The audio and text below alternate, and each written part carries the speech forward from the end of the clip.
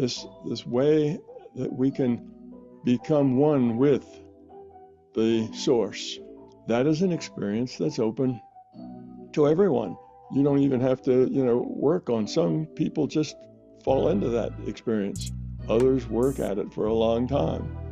But it's an experience, from my point of view, it's an experience I can have whenever I want it. And that is the experience of oneness, the experience of connecting, the experience where it's not an intellectual phrase about how we're all everything and nothing. It's not just an intellectual thought. It's a fact of experience, where you connect to this larger viewpoint. You might say, in my metaphors, that you become, you can express and you can become like the larger conscious system. You can see reality like the larger conscious system sees reality. You can become a part of that, share that, and when you do, and you talk to all these different sects and groups, and they all have the same thing in common. You can make that connection. You become one with it. When you become one with it, you lose your identity. I'm not Tom anymore when I'm one with that. I'm everything. I'm every blade of grass. I'm every leaf on every tree. I'm every human being. I'm every clod of dirt. I am aware of all of it, connected to all of it. It's all me. I'm all it. And I'm not Tom at all. Tom's gone. That personal identity has no place in it. I think that a lot of people don't truly understand the depth of your insight into what you're doing. Like at face value, perhaps maybe someone might be considering you're taking a moment to ponder or think, but you're dipping into what a lot of people, New Age people, might call the Akashic record, or just a very now moment, and people are not aware that this is happening. And I think that's really profound. That people want to see that. Just like the instant amplitude that you and I have, it's just a collective awareness. And the more and more we get into these podcasts, we get to have this sort of very symbiotic relationship of we're pulsating together. Right, absolutely. And the more the merrier. yes, we have to have lots and lots of people, and they don't even have to agree with us. They can be just more or less in the right direction, and we welcome them on board, because the more people who are resonating toward peace and love and caring and not being angry and so on, then the quicker we'll get there. Oh, I totally agree. I had a guy. I had a brief podcast with a guy, and he was very conflicted with his perception of his absolute truth, and it came sort of like a crossroads, because he was having an issue with his definition of what out of body experience was, and then it sort of turned into a dialogue where he sort of was like well, that's not scientifically proven, so I'm out. Now you're speaking a lot of like gobbledygook that does not resonate with me. I can't justify this conversation. I was like, okay, I can appreciate you seeing things this way.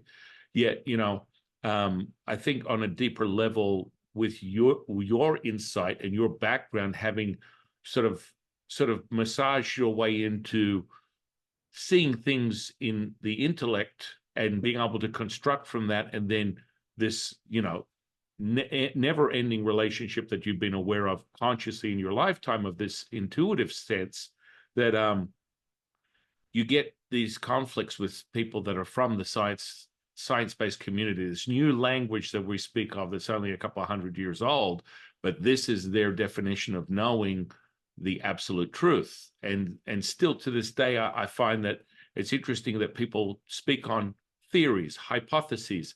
These are still part of you as an experiencer, as someone that is seeking to remember who they are, we have this, just like the audience will realize, this amplitude that you and I have just instantly generated, this collective, oscillating energy that we're embodying. This is part of being in this present moment that I speak of. But then from a science sort of based sort of realization, you have people that will just shut you down, that don't want to have this conversation. I think that's why people embody your approach, that you have come from this background, the zeros and ones, the myopic sort of viewpoint of how things are supposed to be from this construct of what we call the language of science. And you've embodied it and shown the world that there's this deeper relationship, this intuitive understanding that goes beyond the science-based facts that people want to use as their definition of reality. So I've noticed this, and perhaps maybe we could speak on this now, is like the experiencer is far more interested in the experience than now the self-evident realization than perhaps what's on paper, what someone can show them from a theoretical lens of academia, and more, this is my experience, this is what I know, this is what I feel. And I think the feeling component is huge, that a lot of people don't address enough of. And I wanted you to sort of expand on how you embody that within your own journey to help people understand this, because you have this unique position where you're able to dive deep into the science-based facts, and that becomes very limited. Then your incredible insight is expanded on that from your theory and understanding of the universe, and it really resonates with so many people, whether you're left brain, right brain, no brain. People are getting this understanding, this feeling. And from a Taoist perspective, it's always the feeling. The feeling is the evidence-based. So we go back into indigenous ancient practices that are thousands of years old that I teach people from an alchemical process. And it really does, the self-evidence is the ability to transmute what someone would call within a science-based reality, a dimensional shift that would not necessarily be possible from this left brain perspective. So I thought maybe we could start with you having a little bit more sharing, because you make it look effortless. It is effortless when you truly understand what it means, yet perhaps maybe someone can get a deeper understanding from this perspective. Yeah, okay. Well, to start with, there's a couple of things that I repeat over and over in my books, almost to the point of boredom. But one of them is, if it's not your experience, it's not your truth. And that's just a simple concept. So if you don't have experience, then it can't be your truth. You can read about it, you can read about other people's experience, but if you don't experience, it's somebody else's truth, not yours. And to think that you can gain that truth just by reading about it, of course, is foolishness. You can't. You have to experience it. So that's one thing I say over and over to my readers. The other thing I tell them is that you have to be skeptical. You have to be skeptical of everything, but you also have to be open-minded. You have to be open-minded of everything. So you need to be skeptical of every idea, every word, every thought, everything from everybody. Just when I mean everything, I mean everything. You have to be skeptical and you have to be open-minded. And if you just keep those three things together, that if it's not your experience, it's not your truth, always remain skeptical, but open-minded. And one last thing, do not get caught in a belief trap. Belief is the enemy. Have no beliefs whatsoever. Jettison all of your beliefs. It's not about belief. Belief is a trap. That's why that scientist, or that scientist-like person you were talking about, says, oh, I just can't go there, because he's trapped in a belief that says that what you're talking about can't exist. Therefore, he just can't go there because he knows that's just silliness and woo-woo and doesn't make any sense. And he knows that not because he's experienced that, a silliness, not because he's skeptical and open-minded, but because he's closed-minded. He has a belief. He believes that this reality is material-based. It's mass-based. And when you believe that, you also are required logically to believe in determinism.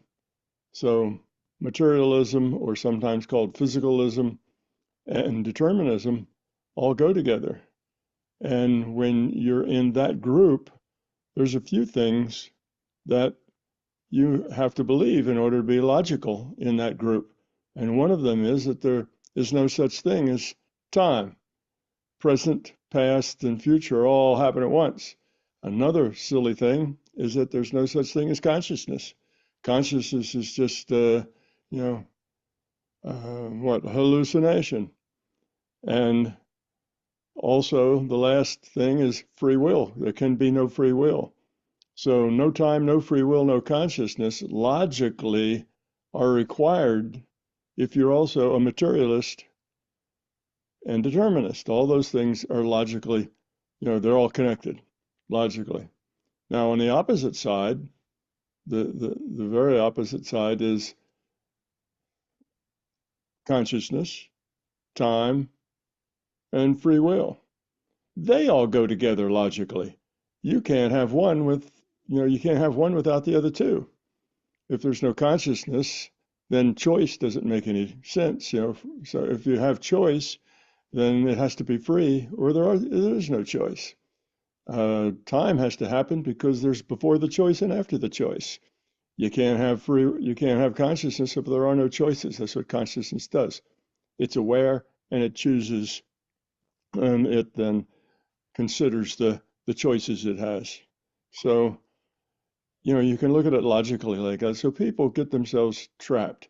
And if they would just be skeptical, and I must say the first person that you must be skeptical about is yourself. You should be more skeptical about yourself than anybody else, because you have a tendency to walk into beliefs that are comfortable for you, to wrap yourself in beliefs that feel good. And you have to be skeptical of yourself. And you also have to be open-minded. And many people have this idea that if a new idea comes to them, then they have two choices. They either have to accept it or reject it. And that's not a good way to look at things. If a new idea comes to you, you need to put that idea somewhere on a, I don't think it's a good idea, or I do think, but it's not, hardly anything should ever be a 0 or a 1. This is false. This is true. Because once you do that, you've slipped into a belief, because you don't know everything. You don't know what kind of information you're going to get in the future that might change your mind. Therefore, you have to live gracefully with uncertainty, instead of saying, well, I need certainty because uncertainty frightens me. So I need certainty, therefore I believe this or I don't believe that. I'll just come to one of those two conclusions. Well, either one of those generally puts you in a belief box, or what I call, a belief jail, that you can't get out of. So these are just a few basic philosophical ideas that I try to reiterate to my readers and listeners.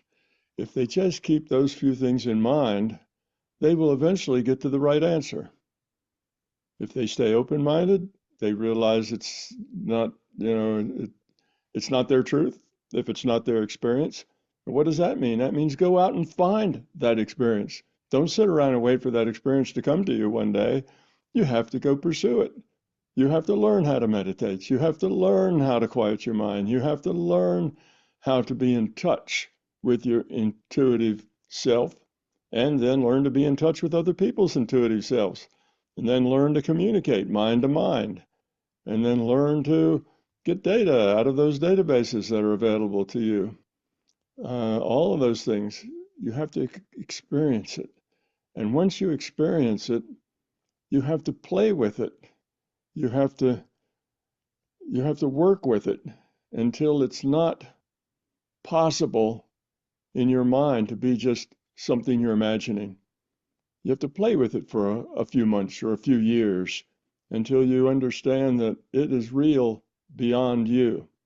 And that takes experience. You can't experience something once and then judge whether it's something you've imagined or something that's real beyond your own mind.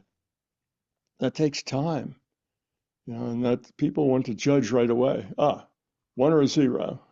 I had an experience, one or a zero. And that generally throws them off into a belief, one way or the other. Belief for, belief against, doesn't matter. It's all belief, and all belief is a drag. All belief is like a cement block, fastened to your back while you're trying to swim. Belief is just constantly dragging you back into old ideas and familiar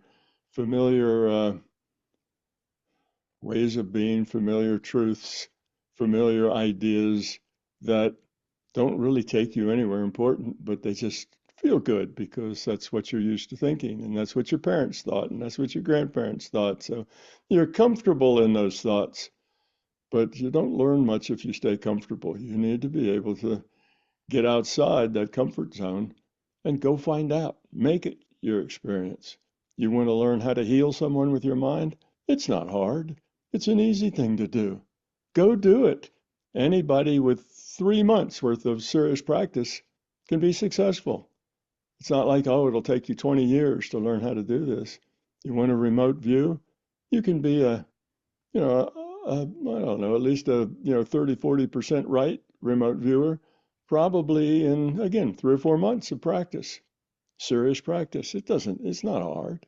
You want to be able to hear other people's thoughts. You want to be able to feel their feelings, know what they're thinking and feeling in their mind, and then mind to mind, share thoughts with them. It's not that hard. Again, these things aren't like you have to spend 20 years in a monastery to learn how to do this. You don't. You can learn this in months, but you have to really want to learn it. You have to really dedicate yourself to doing the hard work that it takes to first discipline your mind and then disciplining your imagination. You need both of those to be disciplined. Then it helps if you have some sense of the structure, the nature of reality, because then you have a framework that everything just kind of falls into place where it's supposed to be, and you know why it's there, and how how you can use it and so on. But that's not really necessary. You can experience a whole lot of things without any specific plan on what you're doing or why it works. Just do it. And what that does is it opens your mind a crack. You just get that crack of sunshine into your mind that says, oh, geez, reality is bigger than I thought. Reality isn't just, the physical world, the objective world. And that's an easy thing to explain to people. The objective world is the world of science. Science doesn't get outside of that objective world. Science says if it's not in the objective world, it's an illusion. The objective world is all there is. Everything else is an illusion. Well, anybody can just sit for a minute and think, what is it that's most important in your life? What have been the important things, the important choices? Should I marry Susie or should I marry Jill? Should I take this job or that job? Truth, justice, caring, relationship, love. All of those things are not in the objective world. All those things are in the subjective world. And that's where all the meaning is in life. It's those kinds of choices, those kinds of decisions, those kinds of things that you live with. So, I like to make the analogy of it's like, you go to a play and there's the props, and the props are important, but that's the objective world. It's just the props. And then there's the ideas that the players are saying, the things they're, what they're doing, how they're interacting with each other, the storyline, the angst, the love, the caring, all of that's going on in the story. And that's the subjective part. Well, How many people go to a play to watch the props? You know, nobody. The props are nice, but that's not the story. What's important in your life is the story, the relationships, the connections, the love, the caring, the giving. How can you help? All those things are important and significant. Concepts like justice and good and bad and morality, those are not objective. Those are all part of the subjective world. Well, how would you like to dispense with, morality and good and bad? These are things that make our life meaningful and make us able to live together in some form of civilization. And they're all subjective. So this idea that only the objective world exists and the subjective world is all an illusion, that's obviously kind of a dumb idea. The big part of the world that's important and significant is all subjective. So what you learn is once you get past this point of being trapped by your beliefs, opening your mind to new experiences, then being serious about going after the experiences that you'd like to learn about, things that you're intrigued about. Work on it, be serious about it. Then it's easy to connect to the intuitive. You see, you got two ways. Your consciousness has two ways of processing information. I don't know if we said this last time or not, but there's just two ways of processing information. One of them is through an intellectual track, and that's basically logic. The other one is intuition. Intuition is not logic at all. There's no logic involved in intuition. Intuition is just knowing. You don't have to have a logical path. This leads to that, leads to the next thing. Intuition, you just know. So it's beyond logic. You have both of those paths. Typically in our culture, the path of the intellect is dominant, way dominant. It's so dominant that it doesn't even like its little brother, the intuitive path, and denies that it even exists, or gives it a hard rap like, yeah, okay, that's a gut guess or something, but they're wrong as much as they're right. You can't trust that intuition. It'll give you all kinds of garbage. So they kind of had that attitude. So we have this dominant attitude that is all about the intellect, and we spend most of our lives honing this intellect. We start in kindergarten. We hone this intellect, and we go through all the grades of school. We read books. We have conversations. We're constantly honing this intellect to get it better and better at logic and better at coming up with good answers. And over on the intuitive side, we do nothing at all. It just sits there. And we humans, at least in our culture, we work at the intuitive level not even as well as a typical 3-year-old. A 3-year-old is more intuitive than we are. A 3-year-old has a more highly developed intuition than we do because we've not worked on it or honed it. Now, what do you think we'd be like intellectually if we never honed or worked on our intellectual side? It's like the proverbial, child raised by wolves, right? It'd be you wouldn't have language, you wouldn't be able to understand or connect or do anything other than grunt and gestures with your wolf friends. So, well, that's the way it's like if you don't hone and practice your intuitive sides. You're like, raised by barbarians, not wolves. All you can think of is the present moment, and you go to the play just to look at the props. you know, just to look at the backgrounds. You miss the whole play that's going on because you're enamored with the background. So anyway, these are just some ways to think about it to help people open their mind to let in a bigger picture than just the physical. The physical is just a little piece of reality. It's not the whole reality. It's just a little piece of it. It's not even the most important piece. And once you do take the time to hone and polish and develop that intuitive side, you will find that it is more accurate and more reliable than your intellectual side. Not that it's, flaky and can't believe it. It's more accurate and more reliable than your intellectual side. Why? Because on the intellectual side, you have this logic, which is very precise, powerful tool, but you almost never have enough information to be logical about anything. Should I marry Sally or should I marry Sue? Well, go figure that out logically. You can't unless you have a little crystal ball that tells you, everything is going to happen in the future. You can't make those kinds of choices. So your logic is very limited by the amount of data it has. Should I take this job or that job? Should I quit my job and find another one? How should I raise my children? Should I, lock them up in a closet and make sure they don't do bad things, or should I, let them go out there and interact with the world the way they do? Well, you have no way to make those choices logically because you don't have enough information. So you get this great tool and hardly any enough information. On the other side, you have the intuitive side, and now you have all the information you could ever hope for. Almost everything worth knowing is available to you. Okay, and it's precise information, clear information. But what you have now, instead of a precise, clear tool, now you have a ratty tool. That ratty tool is your ability to work on the intuitive side because you've never honed it. It's wild. It doesn't, it doesn't have structure. It doesn't have understanding. So you have that ratty tool for your intuition. It depends on how you feel.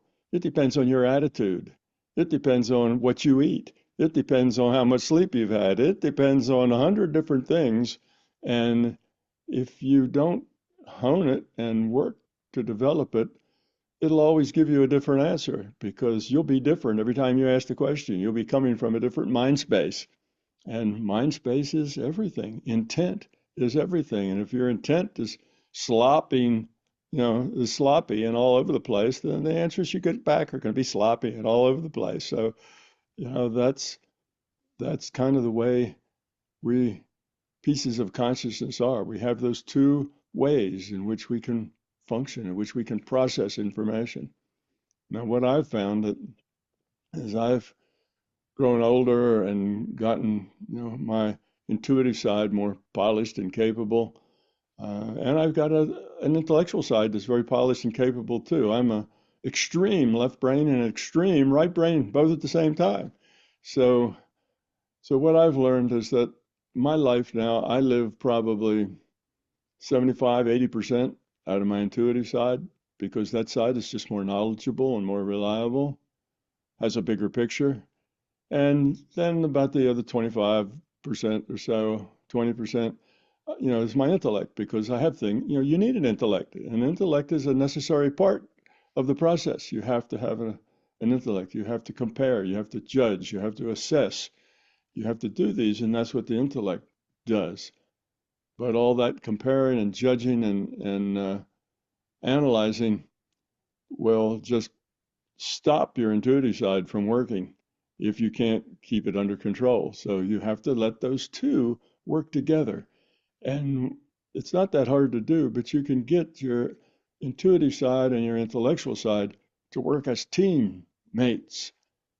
They each one does what they do best and they pitch in just when the other one needs them and they work back and forth. They hand the problem off. Here, you get the data and I'll do the assessment. And you just they just work together seamlessly to provide you with good understandings and good information and a good sense of what's going on. Whereas if you just use one or the other, well, if you're just in the intuitive side and don't have an intellect, well, then what people call you names like airhead or space cadet or something like that. You're kind of out there and dreamy, but you don't ever seem to be plugged into what's happening in the world. And if you're unbalanced the other way, where you're all intellect, it's the same thing. You're only aware of one tiny little piece of reality when you're living in a much bigger reality. And for that matter, this reality that we call the physical universe, that's only a tiny piece of a larger reality. This physical universe is another small piece. There's a lot to reality that has nothing to do with this physical universe or, human beings. It's a big space, Hmm. and it's all part of what I call the larger consciousness system. And you, as consciousness, can explore that space. You're a part of it. You're part of the thing that creates that space. So it's all yours to learn from and to experience. But if all you do is just live in this tiny little corner of a tiny little corner, which is your life in this universe, then of course you're going to be limited. Of course you won't be able to heal people with your mind or, do any of the paranormal things, but that paranormal things are not important. They're just stuff that you can do because consciousness lets you do that, but they're not really important. Anybody, at least I would think that anybody who gets really good at the paranormal things then decides not to bother with them anymore. They're not useful because you can create a bubble for yourself. At least this is my experience. You can modify future probability with your intent. Okay, so you can change what's likely to happen, and you can do that fairly powerfully if you have a powerful intent. But what happens is if you live your life that way, you make sure that everything that happens is pretty much the way you'd like it to happen. Everything's kind of optimized for you. So you're living in this bubble where you're never challenged. You're living in this bubble where, yeah, life is always good, nothing wrong or bad ever happens. And yes, if there's a big pile up on the highway, that's the time you decide to go home, the scenic route, and you miss it because you're aware, but you just make everything work good for yourself, living in a bubble that is never real surprising and never anything but good. Well, that takes away all your natural growth potential. The way people grow up is that stuff happens and we get to deal with it. And we grow up by the quality with which we deal with it. Do we deal with it with love? Do we deal with it with caring? Do we deal with it by being aware of how your choice affects other people? And you only make choices that are good for everybody, not just choices that are good for you. So if you can do these paranormal things, it makes the world a very nice place to live in. You just cut yourself off from the opportunities to learn. It's much better if you let the world just unfold however it does, because it is right exactly where it needs to be. The world is, I shouldn't say it's perfect the way it is. No, it's not perfect at all, but it's where it has to be to take the next step. Our world is so full of toxic elements. We have a lot of greed. We have a lot of nastiness. We have a lot of self-centeredness. We have, a lot of warring and people trying to grab this and grab that. Even our corporations and our institutions are grabby and power hungry. And we see all this and say, well, how horrible that is. But that's just us. That's an absolutely accurate view of the quality of consciousness of human beings. And when we human beings grow up and have more quality than that, all those institutions will just change by themselves. It's not that the institution is not the problem. The institution is a symptom of the problem. The problem is us, is we human beings with a very poor quality of consciousness. That's why we have all this dysfunctional stuff, not because of that bad dictator and that bad, politician and so on. We blame it on those people, but you have to blame it on yourself. We have to be careful to not be part of the problem, but rather to be part of the solution. And if you're standing on one side, shaking your fist at the other side, thinking, "How could those people be so stupid? How could they feel like that? How could they have that attitude? They're just so dumb. They just don't see reality, or they can't see anything." Well, your anger is part of the problem. If that makes you angry and you shake your fist in those people, you're part of the problem. You have to not be angry. You have to look at those people and say, wow, those people are unhappy. They're confused and unhappy and angry and miserable. I have, you know, I can empathize with them. I can, have what's the word? Compassion for them because they are lost in their own self-centeredness and their own needs and their own wants. They can see only what's, what's in front of them. They can't see a bigger picture. So you have compassion for them. And if you can help educate them, fine. But telling them that they're wrong doesn't educate them. It makes them back up into that position even more solidly. So you can't change another person. So what can you do for the world? Change yourself, because you're the only person you can change is yourself. Now, for other people, you can give them an environment in which it maybe would be easier for them to change themselves, but you can't change anybody. And that environment really means just giving them space to be who they are. That's about the best you can do. Give them a space where they don't have to be so frightened. Give them a space that's full of love and caring. And that will optimize the potential they have for growing up.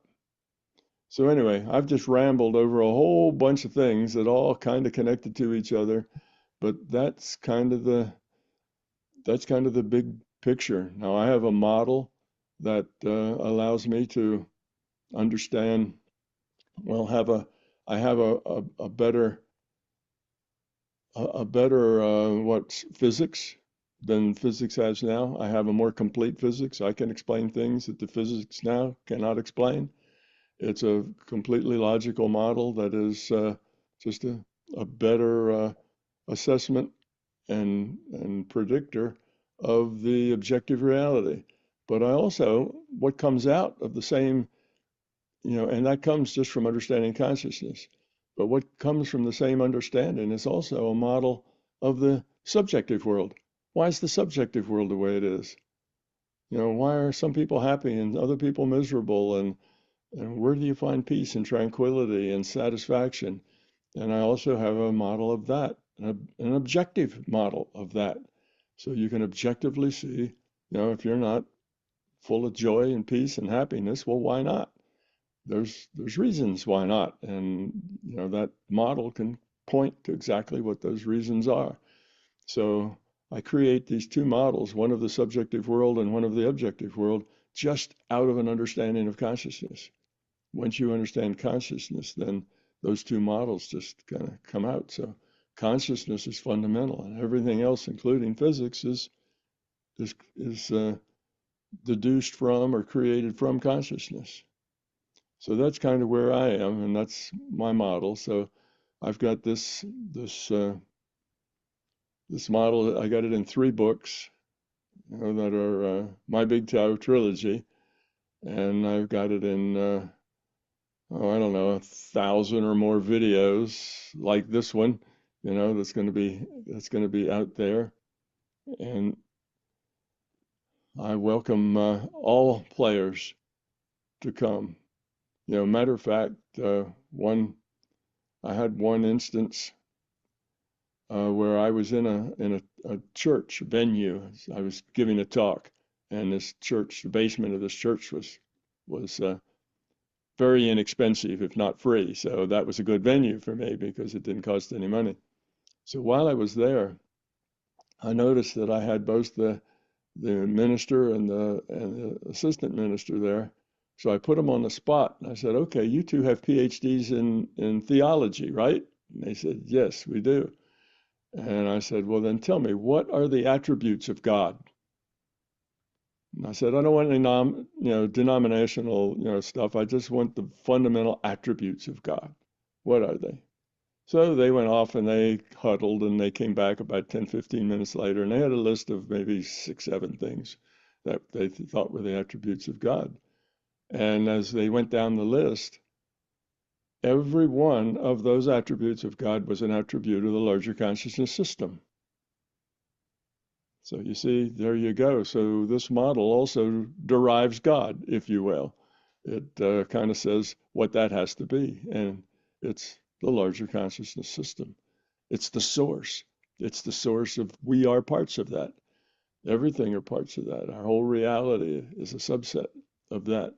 So once you understand the nature of reality, you also understand theology, physics, and all the soft sciences, philosophy, all that stuff just unravels and is obvious. So that's the model. Um, I would have to be one of the biggest fans of your understanding of the nature of reality, as for thousands of others throughout the world that truly appreciate your insight and just your experience being an experiencer through your natural born life. This sort of leads me to the very understanding of a Taoist seeker, right? So, we all have our own perspective, how we Mhm. integrate this stuff. And I really love the way that you describe that relationship between conscious, unconscious, left and right brain, the realization that, you know, it's really a center point. So it's like good, bad, or indifferent. Where do we find the love, the symbiotic flow that some people would call, you know, the effortless action from a Taoist perspective, where you as a seeker are looking through this self-evident lens, as you also shared with the audience just before, this understanding, this knowing the absolute truth, right? Which everyone seems to go, well, I always remind people, if there's an absolute truth handed to you, about face and run in the other direction. Your absolute truth is your truth. Your truth is the only Mhm. truth you need to be concerned with. And with that comes that experience, that amplitude, that energetic charge that you and I share through this conversation is the validation of the experiencer. It goes Mhm. beyond anything that you can read in a book, but you will come back to the very simplicity of what we speak of within Taoism. We call it the bellows. And the bellows is basically contraction and expansion, and it's happening. You are all things and nothing at the same time. And then we look for the Death Star moment within Star Wars, the what we call the Wu Ji, the stillness, which would be derived from this idea of this polarizing effect of good and bad, up and down, in and out, yin Mhm. and yang. And then you find that center point, which enters the mother, the Tao, all things, Mhm. God, the large consciousness system. You are now being able to perceive things as one. And then you can have this subjective, objective reality, but with the knowing through your own cultivational practices, your own realization, this much deeper, um, uh, solidified, fortified ability to use your attention intention to add to the collective. And I always tell people, it's like, okay, well, Jifu, I want to learn the Taoist alchemy, and I want to levitate and heal and do all these things. And I'm like, that is an effect. I will call it a side effect of your journey as a Taoist seeker to come to this realization of the now moment. And we talk about this. It's like, oh, well, you're not a place, person, or a thing. You're just everything at once and nothing at the same time. And this is where people they scratch their head and they're like, wow, okay, that's a mind boggler for me. But yet, when you understand that that present moment is all things, and people go, Mhm. well, hang on a second, but I could have sworn Tom said that you don't want to be in the present. There's a past and a present and a future, and that this is the only validation that you as a seeker have. Mhm. And that relationship, that experiencer, that exponential sort of like self-evident now, is what will give you more of that embodiment of whole, of this beautiful relationship you have. And then people are like, well, Jeff, I want to learn the levitation, I want to learn the healing. I will teach you that on your journey. But the realization is you will come to this selfless place of servitude, of being at one with all, of creating a collective consciousness that raises humanity's awareness of what Tom and I have spoken on, the love. And that is something that is a default with all of us. And what we like to do within Taoism is return to that. You're returning to remembering that truth, Mm-hmm. your absolute truth, your now moment that gives you that embodied love. And so I like to remind people, you will return to realizing who you really are, which is love, which is acceptance, which is now. Now, the polarizing effect of that subjective objective a dance that we take as a human being subject to the human condition is how I like to see how Tom is sort of integrating the intellect with the intuitive, and that center point is what we call the Wu Chi, or Wu Wei is effortless action, effortless effort. There is nothing more than being now that realizes that probability that Tom speaks about, that we get to that point where your attention intention of being now, of being in servitude, of being selfless, of contributing to the collective consciousness that raises humanity is just you just don't have to think, you know. And that Mm-hmm. knowing comes in the selfless act of being here, whether it's Yes. giving people, as Tom and I put these incredible conversations together, is sharing people this moment so they can look at this and embody the information and raise their own consciousness and go, oh my goodness, I never even processed that way. And just by listening, I have now raised my consciousness to a whole nother level of awareness. And from that is this bellows effect. And from within Taoism, we always say, okay, you are all things and nothing at the same time. Okay, that sounds like a double negative. How is that possible? Well, we talk about this as this is the gift of the mother, the now, the Tao, Mm-hmm. right? And man is not like that. And people are like, okay, well, last time I checked, I looked in the mirror. I am man. I am of planet Earth. I am human. And that's the separator. That's the part where people get all confused, where they are limited by the mundane sort of human condition that puts them into the intellect, that puts them into the 9 to 5, that puts them into everything is a problem that I have to solve that has a negative effect. And this is the positive and negative that Tom and I have spoken of before, looking at things, is it half empty or half full? I mean, let's get right down to the get down. The simplicity of that will summarize and put together everything as this present moment. And so people get all, oh my goodness. And so when you realize, and from Jade Emperor, who's a teacher of mine, which is really a facet, I want people to be aware.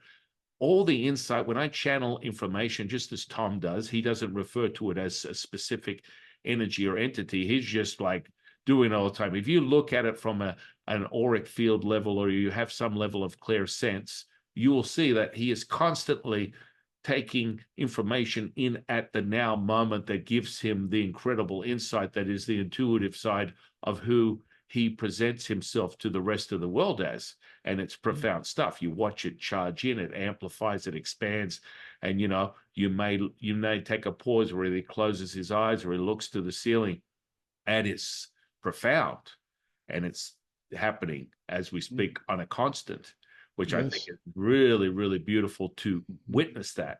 And so when you accept and which is that feeling, that experience, a moment of feeling, when you know you are not of this body, what can harm you? Yeah. Nothing. There's lots and lots of different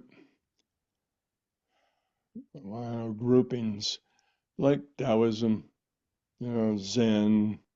Every major religion has its mystical group. The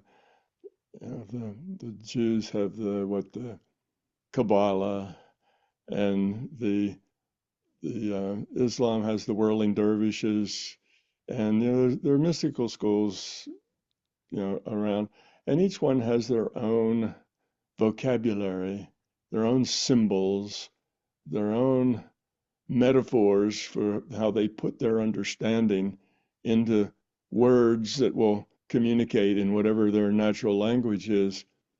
But all of those share the same experience, and that is the experience of oneness, the experience of connecting, the experience where it's not an intellectual phrase about how we're all, we're all everything and nothing. It's not just an intellectual thought, it's a fact of experience, where you connect to this larger viewpoint. You might say in my metaphors that you become, you can express and you can become like the larger conscious system. You can see reality like the larger conscious system sees reality. You can become a part of that, share that. And when you do, and you talk to all these different sects and groups, and they all have the same thing in common. You can make that connection. You become one with it. When you become one with it, you lose your identity. I'm not Tom anymore when I'm one with that. I'm everything. I'm every blade of grass. I'm every leaf on every tree. I'm every human being. I'm every clod of dirt. I am aware of all of it, connected to all of it. It's all me. I'm all it. And I'm not Tom at all. Tom's gone. That personal identity has no place in it. You are connected with everything. And I've heard this description hundreds of times from different people, different sects, different everything. And it's all the same experience. It's just dressed up in different metaphors and different feelings. But this way that we can become one with the source, that may be just one way to put it, become one with the source. That is an experience that's open to everyone. You don't have to, you don't even have to, work on. Some people just fall into that experience. Others work at it for a long time. But it's an experience, from my point of view, it's an experience I can have whenever I want it. I don't do it that often because in my mind it's sort of a sacred experience that you don't overuse to the point of it becoming common, because it's never common. It's always totally beyond description. And my little effort to describe it to you is but a shadow of a shadow. So when you have this experience of connecting and having basically the viewpoint of source, then all of the things that you're talking about aren't just words to be understood. They're not metaphors they're not poetry. They're an actual fact. It's the way it's the way it is. You are everything and, nothing, meaning not yourself. You are everything and nothing. And it's just an accurate description of that experience. And yet, when you tell that to people, it's like, you're saying the opposite things. You are, but you aren't. You're tall, but you're short. You're heavy, but you're light. And it just seems to people that you're saying impossible things that don't make sense. But that experience is available across the board, and you don't have to belong to any sect. You can just be yourself, a group of one, and you can have that same experience. It doesn't take friends to get you there. It's just a matter of letting go and connecting to the source. And from my perspective, that's available anytime you want it, anytime you need it. For me, like I say, I don't do it that often because it's something that should be cherished, not just, it's not something you roll around in because it feels good. It's some experience that gives you perspective, that gives you, kind of returns you to the source for a little bit. And is used wisely and only as necessary. But anyway, we talk about the different words and the metaphors and so on, but this experience is universal. Anybody if they can let go of their ego and let go of their fears and just be, you can experience it. Again, it's not that difficult. You just have to clear all the junk out of your mind that keeps you from that experience, which is mostly your fear and your ego and your beliefs.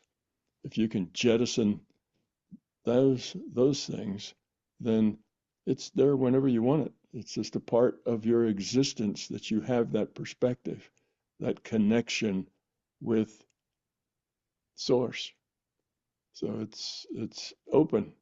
It's not a closed, it's not just for this sect or that sect, although each of the sects kind of make their own special ceremonies around it and their own special metaphors for it and their own special whatevers, but it's just a matter of becoming one with the source. I think that you make a really good point, and through all the podcasts that I've experienced with all the different guests that I've spoken to, there is this universal understanding. The absolute truth is for you, the seeker, to decide what that is. I always remind people there's a million ways up the mountain. Within a Taoist path, it's yin and yang. There's two sides of the mountain. You move up to that point and you become realized one with all things. But that's that polarizing effect that we're subject to. And I think more, if someone was listening to this conversation, and there's so many nuggets that are being presented to the audience constantly through our conversation, the deeper understanding is like, okay, so get there. The reason I feel a lot of people gravitate to a Taoist sort of path is more the idea it's not religion, it's a philosophy that sort of integrates into some sort of metaphysical sort of realization. For me, I always remind people it's a template to enhance your own experience.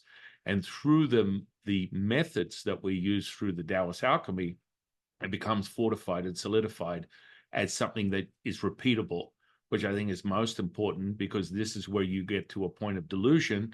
When you're not able to validate it for yourself, it just seems like a fleeting moment that you're having in your mind, a psychotic episode, something of that nature, where once that energetic potential has been realized, I think this is a big thing for a lot of people in this new age spiritual path is, I've felt energy. I've channeled the Palladians. I've got 100,000 YouTube followers. I'm all one with all things. But what I've found and realized through my own conversation with many people in this space is this level of realizing mortality is real. And so there is this juxtapose of, oh, well, hang on, we're talking about the Taoist path of immortality, and the internal alchemy is part of that path from a Taoist seeker. We want to immortalize this potential to level up your consciousness in this reality through this lifespan. By doing that, you saturate the physical body, you become in tune with this oneness that Tom and I speak of, and then you can start maestroing the energetic potential of this physicality. What most people tend to not realize is everything, your attention intention is not just subject to mystical, paranormal, intuitive moments that Tom and I are speaking of. Every time you put your attention intention to anything, whether you're an attorney, a skydiver, a politician, a janitor, a Dalai Lama, your energy is going to be transmuted in that direction. That means that if you have the inability to realize that there is a free flow of this, that everything is abundant, timeless, endless, limitless, and the potential of that is the knowing, that experiencer gets to access that knowing. And it's not just this physical, because a lot of people that I come across are healers, psychics, doctors, nurses, massage therapists, light workers, and they come for the knowing of, I've exampled this, but at the end of my day, I'm exhausted. At the end of my week, I'm exhausted. Thank goodness it's Friday. You have the Monday blues. There's this evidence of exhaustion, which is why within Taoism, we speak of the bellows, and that the universe is the bellows, this contracting and expanding at all times, and that man is not like this. When you don't identify with the simplicity of that, you truly embody what Tom and I are speaking of, you can now cultivate this realization that the potential is unlimited. The potential is endless. And so when people limit themselves, they tend to find exhaustion. They tend to find that the red flag from me, and I'll share that with people, your instant red flag for your intuitive state of awareness is, I'm exhausted. At the end of my day, I'm tired. Like, I don't think people understand. Like when Tom and I have conversation, like the last one, I think we round up because we both have wives and we realize we still want to stay married, but the conversation continues. Now, whether you're in a biological timeline of mine or Tom's, this ability to stay in tune with now and endless amounts of energy is present. This is a knowing that comes with the experiencer, and it's validated through a method or a practice. I would like you to share a little bit with the audience that sort of this understanding of the larger consciousness system is really profound for many, but then to attune to a method, and that's why Taoism, I believe, people gravitate to, because, okay, I have a way to cultivate. We saturate the cell, this physical cells, we get this chi packing. There's a process where people have this substance. They call it the substance, where it's the chi, the mother, the God, Tao. It's present and you can feel it. Like just as Tom and I can feel the amplitude of energy that is being transmitted within this conversation, so can the experiencer, so can the audience. And that's a tuning. Now, is it never present? It's always present. It's just like everything. It's now. And you have to create an awareness. Now, that awareness can be developed by just listening to our conversation, and all of a sudden you wake up tomorrow and you're the next coming of Jesus Christ. You're a healer. You're an awakened, enlightened being.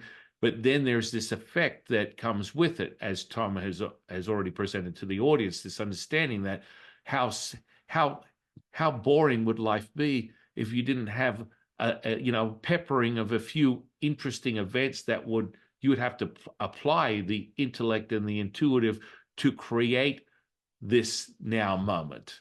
And so you get subject to what some people would consider the 3D, or what someone would decipher as these dimensional shifts, and how people perceive things, that they're stepping into a fourth dimension, observing a third dimension, this idea of space-time, time-space, how you're being recording this experience.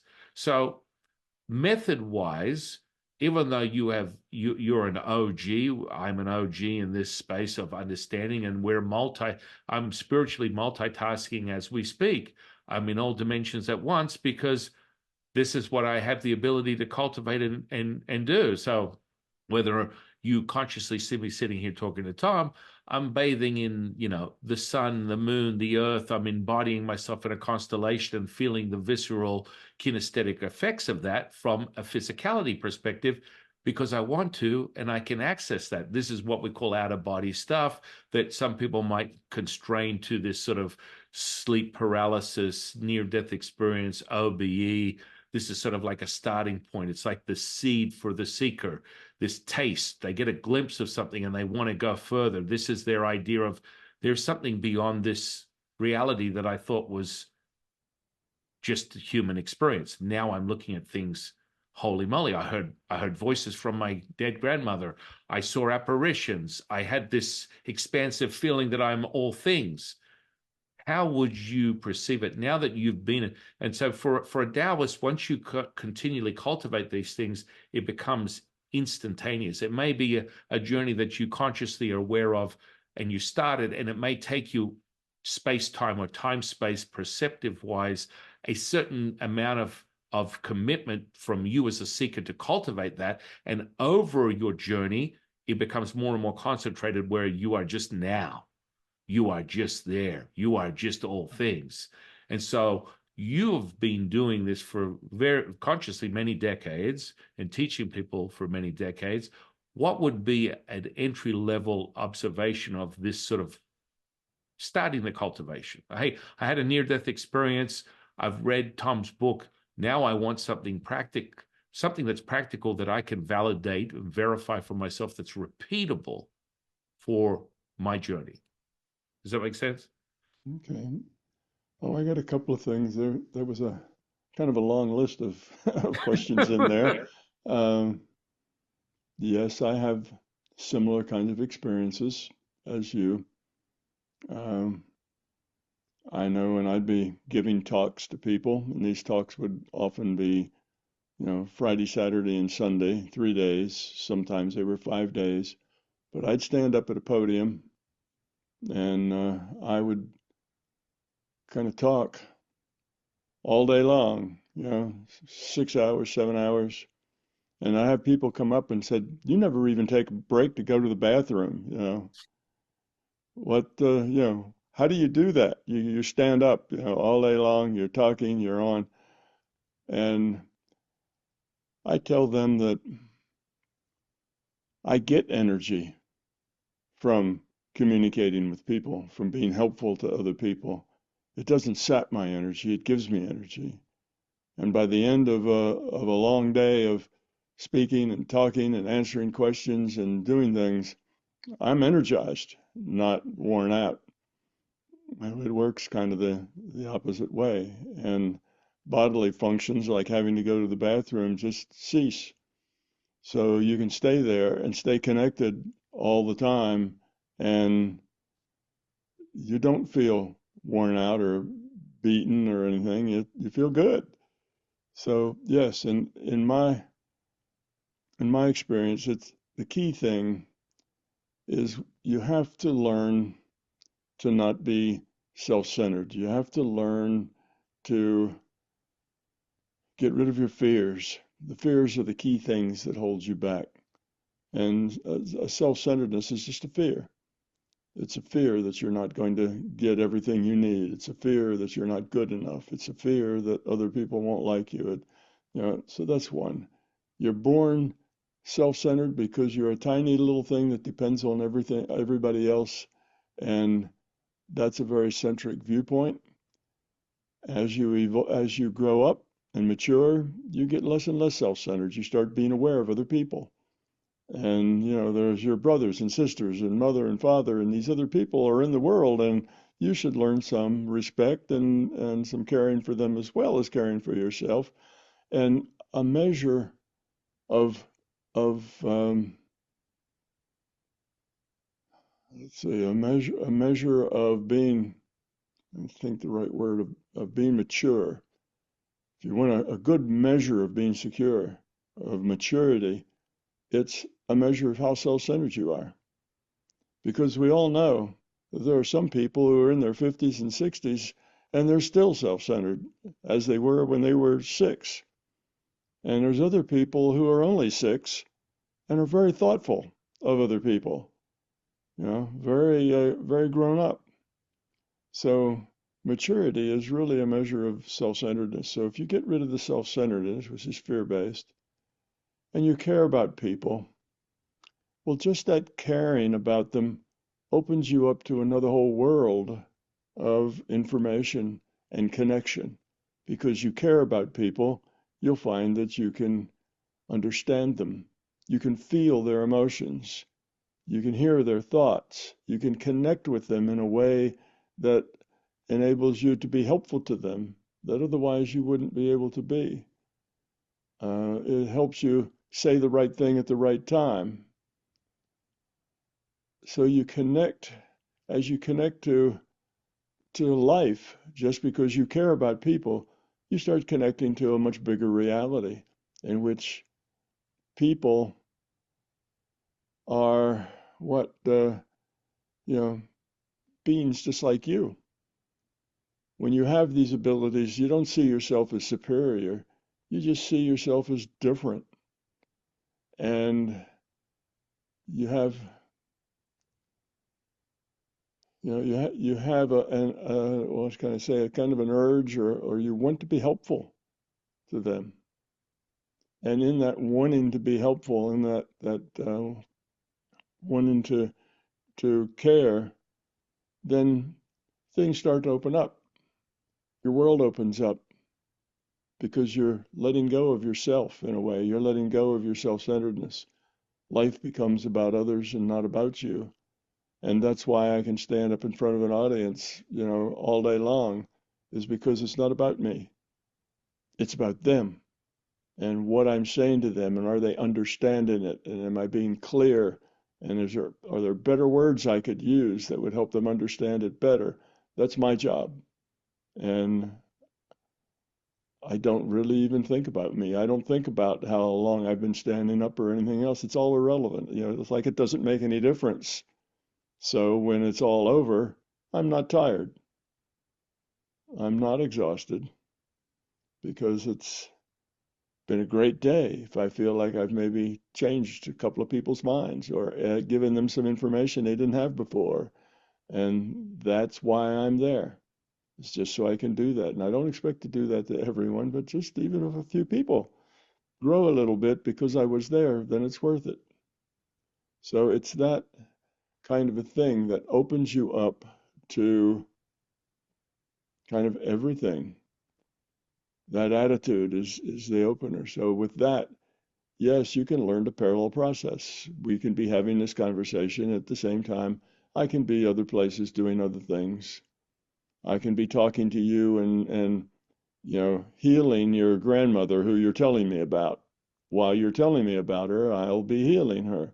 So you can work in 3, 4, and on a good day, even 5 reality frames at the same time. And matter of fact, like I say, most of my life I work between the reality frames of intuitive and intellectual. Those are actually different frames of being. They're like different realities that meet, that are connected. So you work between realities. You don't have to go after information that you need. It comes to you just as you need it. If there's an idea or a concept or something that you need, it pops into your mind and is right there for you. All you have to do is be aware of it and pick it up and use it.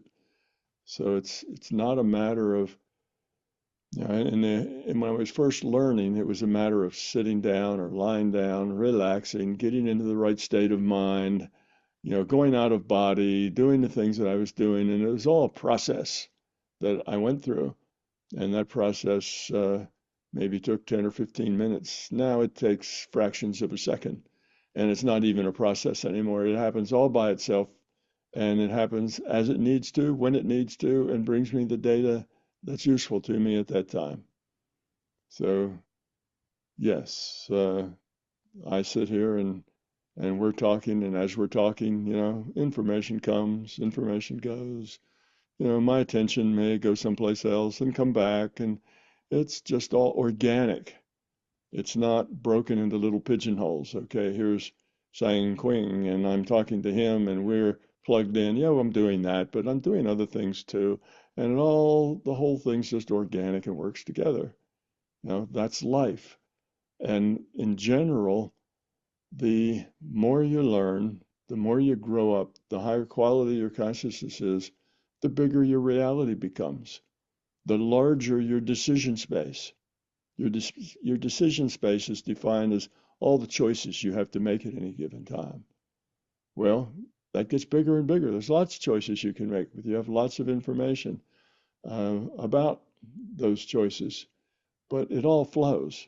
It's not, oh, I want this piece of data, so I go out and I grab it. I just, if that piece of data is useful to me, I'll have it. If it isn't, I won't have it.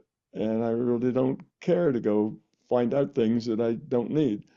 I keep telling some of my students that inquiring egos want to know. And it's kind of a takeoff from the old billboard that said inquiring minds need to know. It was an educational advertisement at the time, but I changed it a little and say, yeah, acquiring egos would like to know. There's all kinds of interesting things that people say, oh, I'd like to go find out this. I'd like to go, be there at this point in history. I'd like to do all these things. But none of that really matters. What matters is how well doing what you want to do, how will it help you grow up? How will it help you be a better person? How will it help you get rid of your fear? How will it help you be more compassionate? How will it help you see and live in a larger reality? And if it's not going to help you do that, then it's really not important for you to be there and watch Jesus feed the many with his fish. It's just not important. How did this happen? How did that work? What really happened at this point? Doesn't matter. How is it going to help you grow up, and how will it help other people grow up? Those are the questions. And if the answer is, well, probably not going to help them very much, then the answer is, then you're probably mostly wasting your time thinking about it. Best to think thoughts, be places, absorb experience that will help you, help others, and help yourself grow up. Now there's that which is a main part of life, but then there's also fun. Life should be fun. You should enjoy your time here. You've got this human avatar that you're playing, and this human avatar has all kinds of aspects to it that are just plain fun. And you should do that. You should laugh. You should dance. You should enjoy music. You should connect all the fun and positive things going on in your avatar's life. So we talk about this big world outside of us and the big, and the connections to the larger system and being one with the system. And yes, all that's available, but don't forget you've got a body here, and this is the place where you demonstrate basically what you've learned and how you've learned it. This is the truth. Many people can feel like they're great mystics and highly evolved, but if they've always just sit in a cave someplace contemplating goodness, well, take that person out and set him on the streets of a big city someplace and see how long those contemplations of goodness last. You have to bring all that knowledge and experience home and share it by how you act and interact within the world. So it's important, the people here, having fun here, being a part of this physical virtual reality we call the physical universe, and being an active and I don't know, valuable part of it, being part of the solution, not part of the problem. So yes, there's big pictures, and yes, you have all these things, but you're still a human, and there's love, there's sex, there's children, there's all sorts of things that are going on here that are wonderful, and you should be happy and full of joy, and your life ought to be a big smile. Ought to represent, your life here amongst people here. So you have to, it's always seems to me to be a contradiction when you have a great sage and he complains about, the little people here that are annoying and in the way and are a problem, so on. Well, it shouldn't be that way. If he's a great sage, he ought to love those people who are, instead of being annoying, who are just inquiring and want to know, and he should think about how he could help them rather than complain about them. So it's the big picture takes in everything. It's not that this little physical world is nothing and should be ignored. We shouldn't all go, sit in the lotus position and drift off to bliss and forget the rest of the world. That's not really where it's at. You need to be a part of this world. You need to be a teacher, a helper, and you need to have fun doing whatever you're doing. Needs to be fun. So that's another part of it. If you're not having fun, you're not doing it right. If life isn't joyful, then you're not, your head's not in the right space yet. It's just part of it. So it's all it's all tied together, all one thing. You can't just develop your spirituality intellectually so you can carry on great spiritual discussions with great masters. That's one thing, but that's not really the main thing. The main thing is being, you know, being with people, connecting, not being aloof and withdrawn. And many times people who get into spirituality become withdrawn. they go off to, sit on their mountaintop or whatever, and uh, I don't know, surround themselves with their own wonderfulness, I guess. But if you really are serious about caring for others, then you have to be around others. You can't be exclusive. You have to reach out and connect and laugh and cry and be part of life. So that's another, it's another side of this growing up, is that the more you grow up, the more, in a way, you distance yourself from other people because other people aren't so much like you anymore, but also the more you engage with all those other people. So it all balances out to be a very balanced life and a balanced trip. It's not just being a guru or a wise person or in nirvana, you just want to stay in nirvana all the time, that sort of thing. That's not the point. The point is to live a life fully and, be very, very graceful with uncertainty. So you can live an uncertain life with a lot of uncertain things going on and live it fully and completely and openly and with a lot of fun. So I'd like to paint the picture for your listeners that becoming more and more spiritual doesn't mean that you become a recluse and that you take yourself off to a monastery someplace or you know put yourself up on a higher space and kind of look down at others. It's if you have those kinds of feelings, then that's not spiritual. That's going in another direction. That's just building up your ego in a spiritual looking space, but it's not really a spiritual space. So you're spiritual when you really care about people. That's And that universal thing, right? yeah, I mean, we return. That's the whole yes, point of returning. And it's like childlike in your nature, yet insightful with the experiential realization. So you can return to that embodying and seeing things at face value, yet having that ability to not judge. As a child, you're just accepting and allowing all things. I'm not looking at race, color, attitude. I'm just embodying that now moment. And it's sort of reflected on observing a child. I always like to look at people when people talk about this endless amount of energy that, even my kids are like, how do you do that, Dad? You're like, you just, you're like you don't stop. You're able to continue to embrace and embody and share. And you're like, through a course of a day, you don't sit down, you don't get tired, you're just now. And that ability to do that comes from returning to that state. And when you look at a child, I always look at it. So, for the physicality perspective, people are like, well, what do you eat from a Taoist perspective? A Taoist realization of nourishing this physical body returns back to the simplicity of we eat optimally one meal every other day.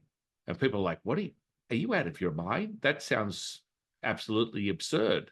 Well, when you start to look at the energetic flow and the potential of what you're actually doing to this physical body, people return just through their biological journey as they continue to add more years onto their journey and their realization. Their physical body just naturally returns to that. Um, I eat 1 or 2 meals a day. I eat when I choose to, and most people have been sort of manipulated by this narrative that you need to eat 3 to 5 meals a day, and it's got to be this type of food, and this. It's an absolute fast, in my opinion, because when you look at a child, their behavior gives you the answer to everything. They wake up in the morning, and most of my kids will wake up in the morning and they will play all day. They will embrace their day, embody their life with just love and acceptance of their family. And most of them will turn around and go, it's 5 o'clock. Dad, I think I need something to eat. I'm kind of hungry. And you kind of look at them and it's like, this is them embracing that now moment, embracing life as one. They're not subjecting themselves to this is this way, this is that way. I'm looking to pay my bills. I've got to go find another way to generate an income. I don't like the way Larry thinks about me, as you put it. Who am I going to marry, Jill or Jane? All these things are not subject, but part of the evolution from Tom's admission and all the incredible insight that he shares with the audience and everything from a Taoist perspective is being able to embody that, but then return to this state of now, return to this childlike state that is a reference point to help people understand, well, what does that mean for me? If I'm biologically 62 years old and I've experienced all these things that makes me very limited, very contracted, because we return back to that contracting and expanding as being all things. This is what everything is. It's like half glass empty, half glass full, good, bad, up, down, in, out. This is the polarizing effects of what people, quantum physicists, would call the reality, the dimension, the third dimension that we're in, the electromagnetic spectrum. All these types of things are sort of terminologies that help people sort of take these crumbs to put together how they perceive their reality. And we return to that by, how do we realize that now is the most precious thing that you could possess as a human being? And that timeless part, it's like, I have a reputation, and I imagine you do too. People might say it behind your back.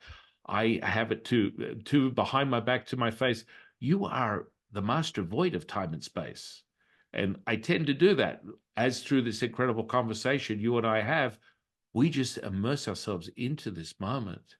And however that lies and however that rolls out will be determined by, potentially, if we take the time to look at it, what time space continuum that human beings have created to measure what it is that you've just experienced from our conversation.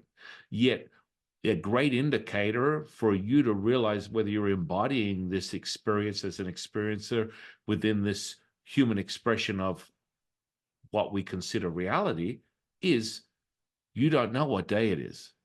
You don't know what time it is. And I mean, through your own admission, Tom, you spoke on, I have a calendar, I'm able to refer to it, and so do I. But in reality, most days I'll wake up and it's just another incredible day with my wife and my 6 children, and just being in servitude, being in this selfless state of sharing and giving and contributing to this higher collective consciousness.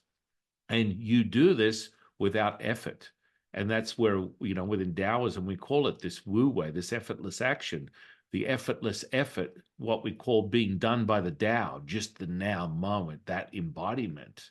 And so you get that by going, oh, I woke up, it was Monday, now it's Friday again, because you're embodying that, and you're not being measured by this space-time metrics that makes you so limited, makes you so contracted, because you're constantly having to gauge, well, what am I doing now? When am I doing it? How am I doing it? This idea that you have to intellectualize what it is you're experiencing. And so the lofty spiritual journey that Tom is talking about is, it's not, you're cultivating this, but you're not contributing it. So by contributing it, you are me, I am you. This whole idea that we are separate is the part where Tom talks about the large consciousness system, and that ability that when we are in this now moment, all bets are off. Profound, what most people perceive as miracles, take place. But in reality, this is the reality. This is the truth. This is the self-evident truth that's happening. And it only comes from the individual's journey and that return to the childlike state of the love, the acceptance, the now moment. And so that fasting, or returning to the physicality, people call it fasting, we call it resting, nourishing this physical avatar that you refer to as hey, you need to use this. You're here to enjoy it. And I always remind people, don't erase your personality. You're on this spiritual journey and I want to, I want to be enlightened. And the more and more I'm enlightened, I'm I'm very much appreciative of this avatar, as Tom put it. And I like Netflix, chocolate, driving my side by side in the desert at 100 miles an hour. These are things that are part of the human condition that you can embody and then enjoy as part of that story that you're generating, but also be aware that as this multi-dimensional facet or ability to access all these layers, the more and more you refine these skills from someone might call a mystic journey, which when you renew and recultivate it on a daily basis and validate it, this is not mystical. This is not separate from someone's sort of spiritual journey that only they can have it if they believe in a certain thing. Everyone has the ability to access this, and everyone has the hardware and the software. And it's like finding that right center point that gravitates you to this visceral kinesthetic now moment, the knowing moment, that the feeling that tells you that you are in the right place. You're in that Death Star moment where Luke comes in for that one shot. And that's where you find the flow, that wu wei, that effortless effort, being done by the Tao, being done by the universe, being now, being all things.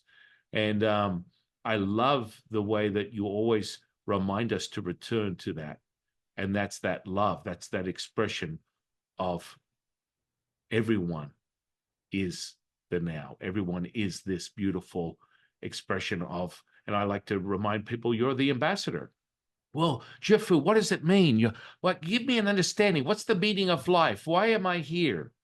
Well, you're here to embody, as you would, this spiritual collective, to raise humanity's awareness of this true return, this return to love, this return to Tao, this return to all things. So you are me, I am you.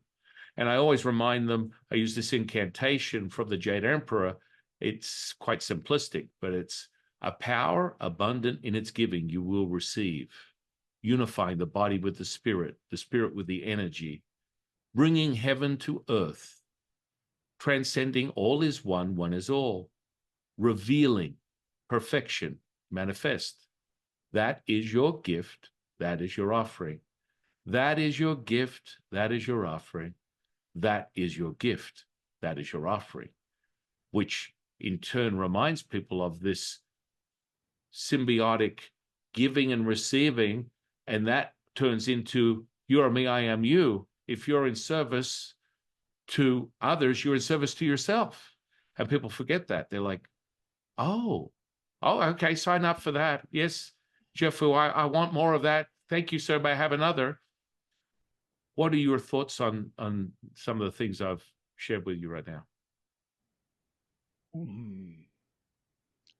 Well, I guess I can come from it from a little different perspective. Um, it all sorts out to be about the same thing, but it's just, I have different words and terms and ways of looking at it. But yes, the moment now, of course, is when you make all your choices. You make your choices in the present. And the way life works, as stuff happens, you get to respond to that stuff that happens. You have to make choices. And if you make those choices with low entropy, that is, with love and caring for others, then those are good choices and you evolve. If you make them out of fear, then those are poor choices and you de-evolve. So your quality of consciousness is evolving or de-evolving, and our purpose here is to evolve the quality of consciousness. Of course, as we evolve, the whole system's consciousness evolves because we're part of the system.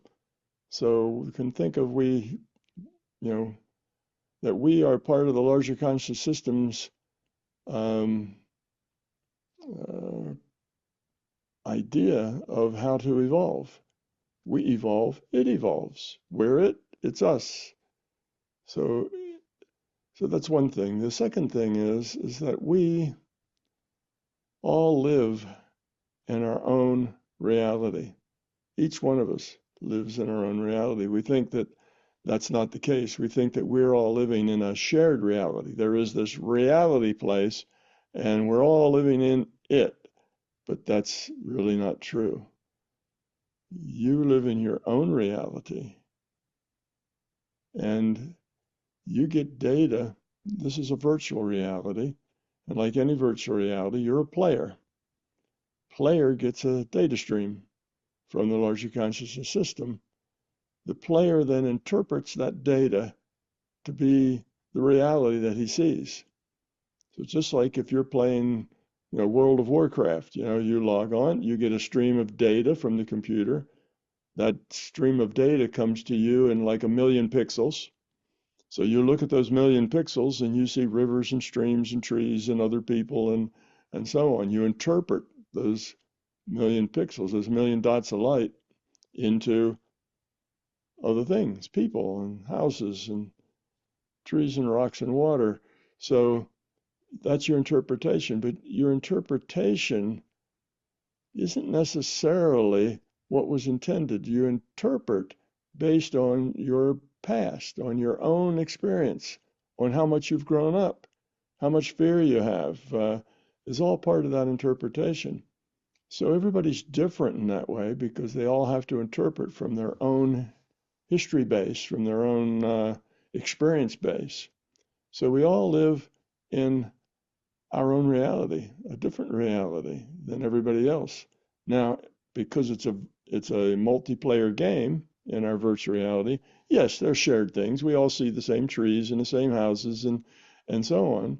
We see all that, but that's because it's shared inside the virtual reality. It's not because those things actually exist. Those things don't exist. They don't exist at all. They're just information. So everyone lives in their own reality, defined by their own interpretation of the data they receive. Now, that makes everybody's now moment kind of a precious space of their own in order to make the choices that will either cause them to evolve or de-evolve the quality of their consciousness. So that's kind of how the big picture, works for us. So we're in this virtual reality being served. The server is the larger consciousness system, too. A portion of the larger conscious system is configured to be the server. So it sends us information. Now, if it wants to challenge us, it can serve us particularly challenging things to deal with. If it wishes to give us an easy time in which we can consolidate the things we've learned, maybe it'll give us some benign things, but it sends us a data stream, and as long as the data stream fits the overall multiplayer game, there's no contradictions between things, then everything works out just fine. So I see what we are doing is we're in a multiplayer game with a larger consciousness system. Our purpose here is to evolve the quality of our consciousness. And you do that by becoming love. And in evolving, you become more driven by fear. So, that's kind of that's my own terminology, for many of the things you said. So the now moment is the moment where you choose, you make choices. So that's, the past is you get the consequences of those choices. The future, there's potential choices that you can make, but in the now is where you actually choose. And so that's the important moment. So when most of us spend our lives trying to manipulate what happens to us, we want to make sure that our children grow up the way we want. We want to make sure that our spouse does this or that, or that, that these things happen and those things don't happen. So we spend most of our life trying to manipulate the world to be the way we want it to be for us. So all that effort on manipulation is pretty much wasted effort. It's much better to just let the world be however it is. Stuff happens, you get to deal with it. Whatever it is, stuff happens, doesn't matter so much. What matters is how you deal with it, what choices you make in that now when you have to make a choice. Do you make choices that are just self-serving, or do you make choices based on a bigger picture than that? So that will help you evolve or de-evolve. So everybody's reality is personal, and we see that all the time. If you have 5 people standing on a street corner watching an accident, they will deliver 5 different accident reports, some of them being much different than others because they get 5 different descriptions from 5 different history bases of how those people interpret the information that they got. So that's just the nature of our reality. So the now is a very important spot in my, kind of in my sense of the world, my own metaphors. It's where the choices are made. The future is just a probable future. The future isn't done yet. We have free will. We can change the future by changing what we do. The past is what we've done collectively. Now, there's a bigger future than just the one we see. There's this future database, which is they call the Akashic Records, but it really started out as just a future database because the larger conscious system needs to know what the possibilities are and what are the probabilities of those possibilities, because it's rendering a virtual reality, and it's rendering from a statistical and probability viewpoint. So it doesn't have the bottoms up. It's not a virtual reality of elementary particles become atoms, become molecules, become the outside world.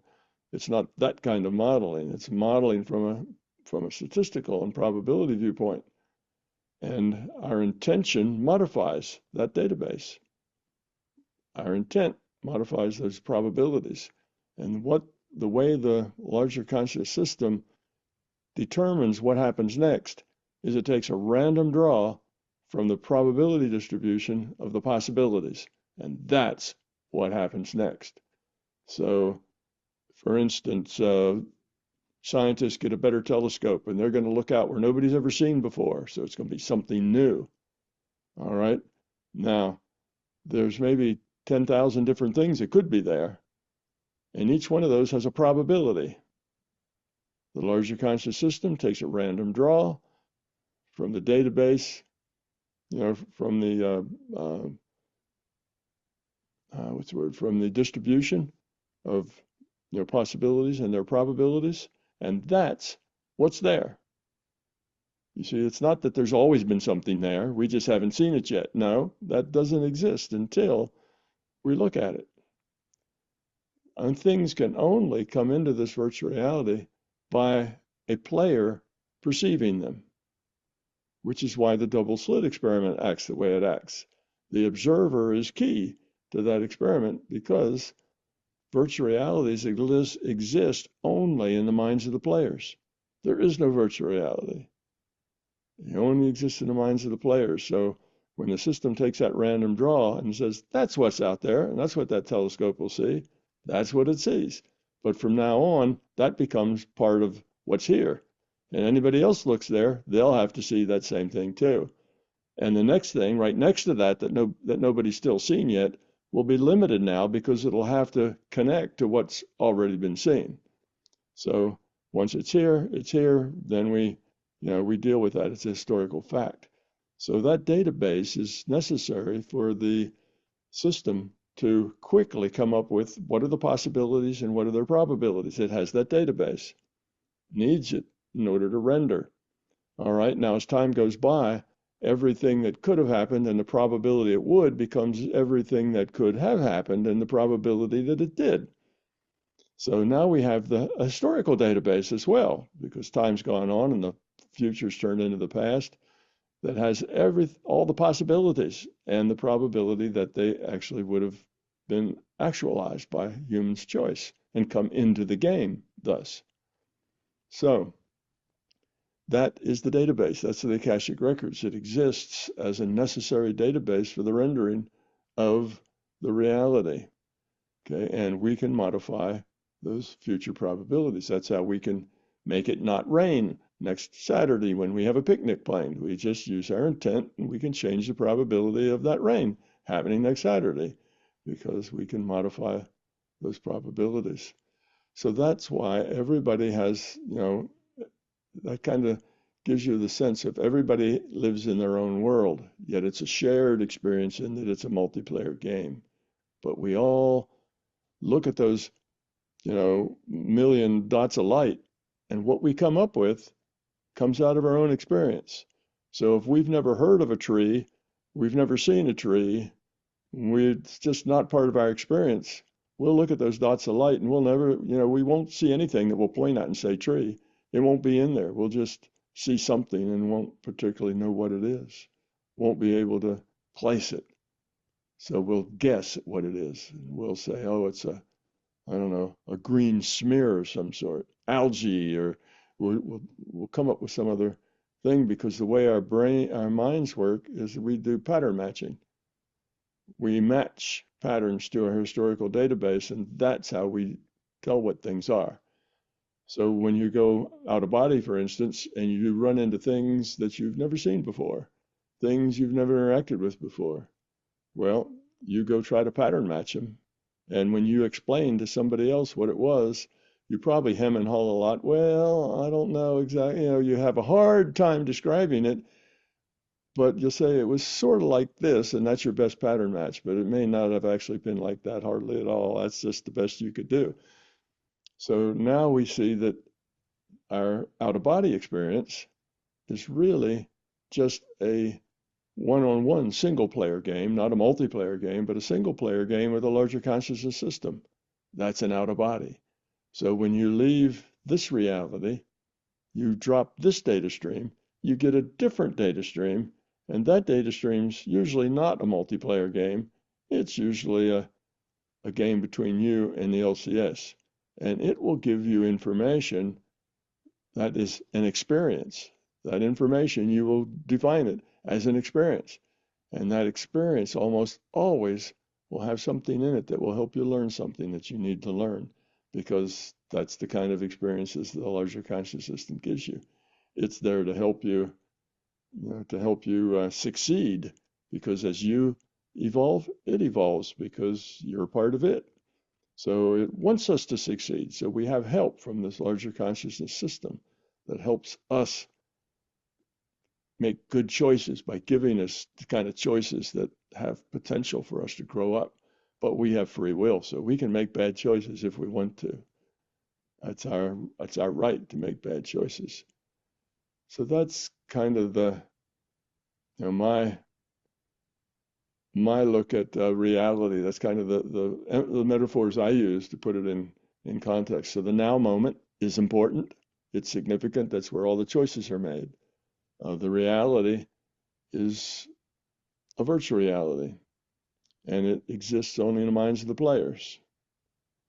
And we share it in a when it's meant for a bunch of people, reality that's a multiplayer game, different than a single player game. A single player game could be a dream, or it could be an out of body, or it could be a lucid dream. It could be any of those things, and they're basically single player games. So when you get an out of body, you should explore it as to where's the lesson? What should I learn? And in all of those realms, whether it's this realm we call the physical universe, or whether it's an out of body, or whether it's a dream, or any other kind of experience you have, in all those experiences, they're all the same. You're getting information, you interpret the information, and by the choices you make, you evolve or you de-evolve the quality of your consciousness.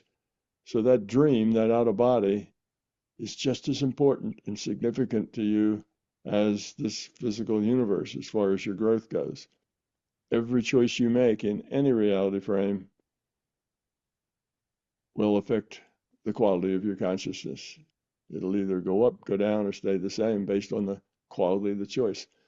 Now, talking about the quality of the choice, ethics, what's good, what's bad, what's wrong, and what's right, those are now all just defined as by entropy.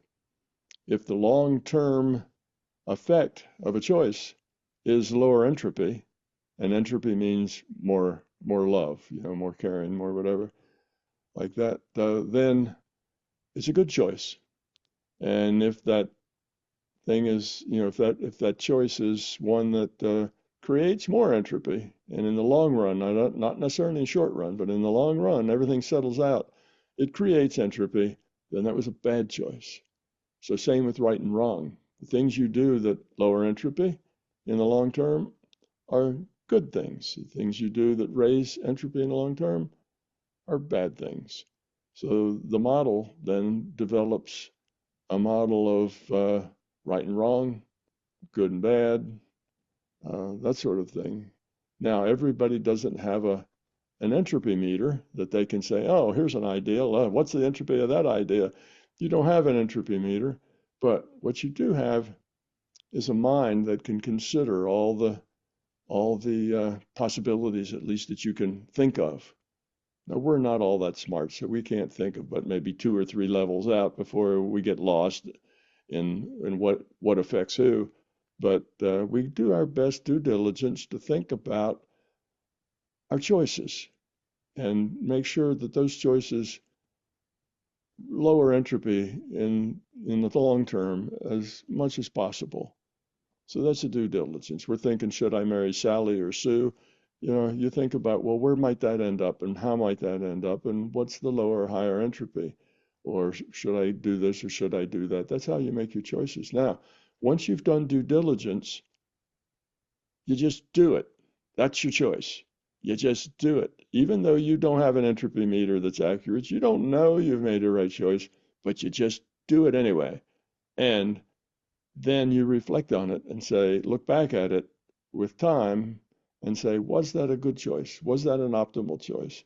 How did that work out for me and everybody else? And you learn from that. If you made mistakes and did something that was higher entropy, you learn from that. And you ask questions like, well, where did I miss it? Where did my due diligence did I not see that there was going to be this big hole that a lot of people were going to fall in? Where did I miss that point? And you learn from it. So the way life works is that you do, stuff happens. You do your due diligence in trying to make low entropy choices. You just do whatever your choice is and you learn from it. So now, if you've done your due diligence and it turns out that you didn't consider all the things, it was a bad choice, there's no big detriment for that. You did your best. That's okay. That's how you're supposed to learn, by doing your best, then assessing it later, learning what you can learn from it, and go on. So making poor choices is not a terrible thing. Not learning from those poor choices is a terrible thing. It's a waste of an opportunity to learn, to grow up. So that's kind of the way life moves in my model, is that you don't worry about what happens. You don't try to manipulate it. You just let it happen. You deal with it. How you deal with it's very important. Due diligence, make your choice, look back and learn. If it was a good choice and everybody prospered, wow, pat yourself on the back. That was a good choice. Try to make more good choices. If it was not all that good, some bad, you look at the bad and say, how could I have done it better? Learn from it. Next time you'll do better. So that's kind of the process of growing up and learning, growing, getting rid of your fears, raising your quality as you go through life. There's no penalty for making poor choices. There's only a penalty for not learning, and that penalty is you get to do it again. That's the that's the that's your punishment for not getting it right, is that you have to do it again until you do get it right. So there's Yeah, I know. I mean, it's really interesting because we always return back to the simplicity of that bellows. it's still the contracting and expanding. It's like within Taoism, one of the first verses of the Tao Te Ching is the way to walk is not the way. The name that is named is not the name. Tao is both named and nameless. And with that very essence, we always look at things as that contracting and expanding moment. The contraction is actually an expansion. So when you're at your lowest, you're at your highest. And that's that center point that you refer to as that choice, that now moment. What choice are you making? Is it really your lowest or is it really your highest? What are you going to choose to do? Are you going to choose to be half empty or half full?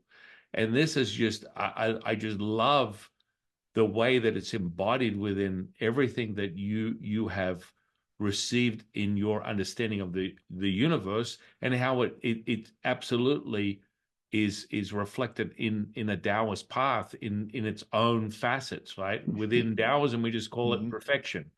The Hmm. diamond is perfection, and everything is a facet of that diamond, a slither of consciousness that brings us to that one point that refers to your large consciousness system, and that everyone has their own journey, and that's their own reality. Each Yes. reality is its own. Yeah, I hear that all the time. I have people come up to me in almost every event that I do, and they'll say, "You must be a Tibetan Buddhist." Because everything you're saying, I've been studying Tibetan Buddhism for the last 15 years, and everything you say is what the Tibetan Buddhists live in.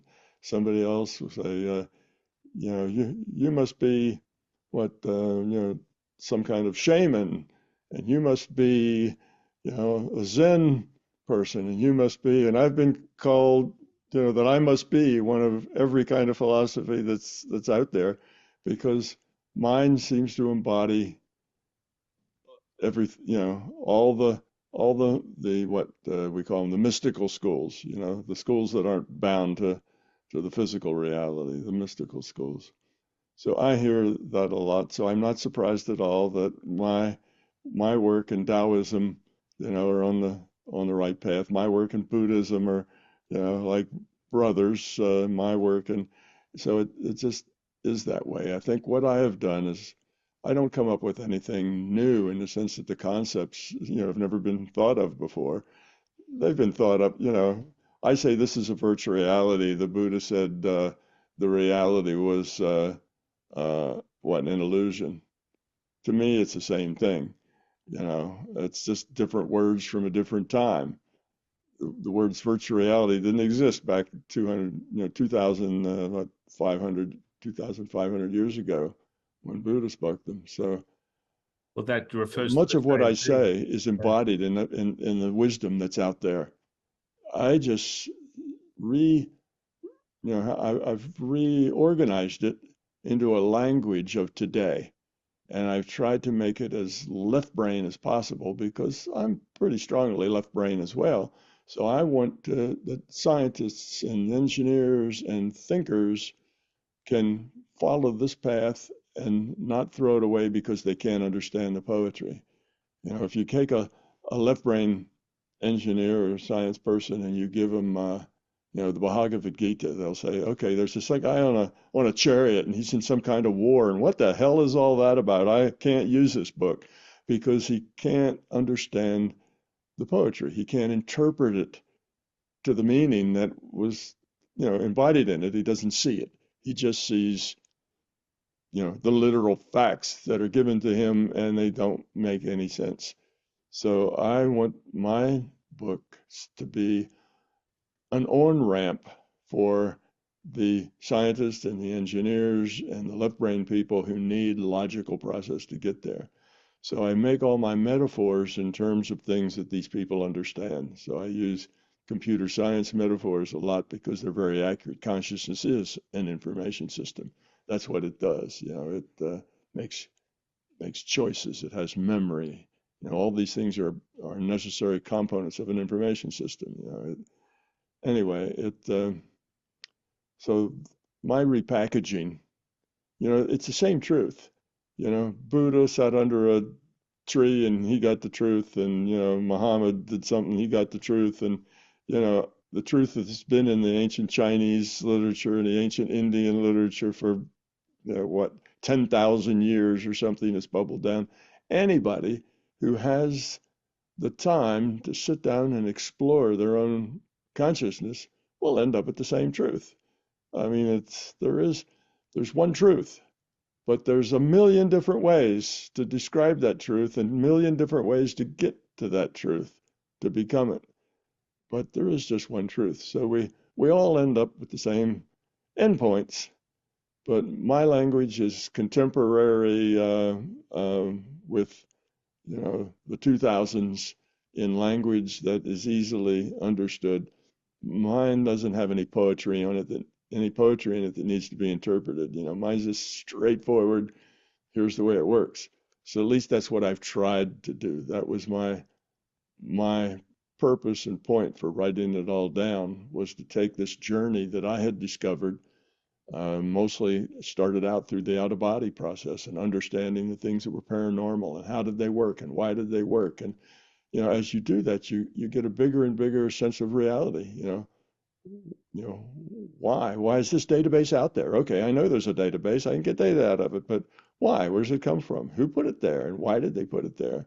So all these questions I tried to answer and come up with one overarching understanding that describes all of it. I'm also a physicist, so I know all the other, you know, objective rules too, all the objective truths and all the the subjective mind truths.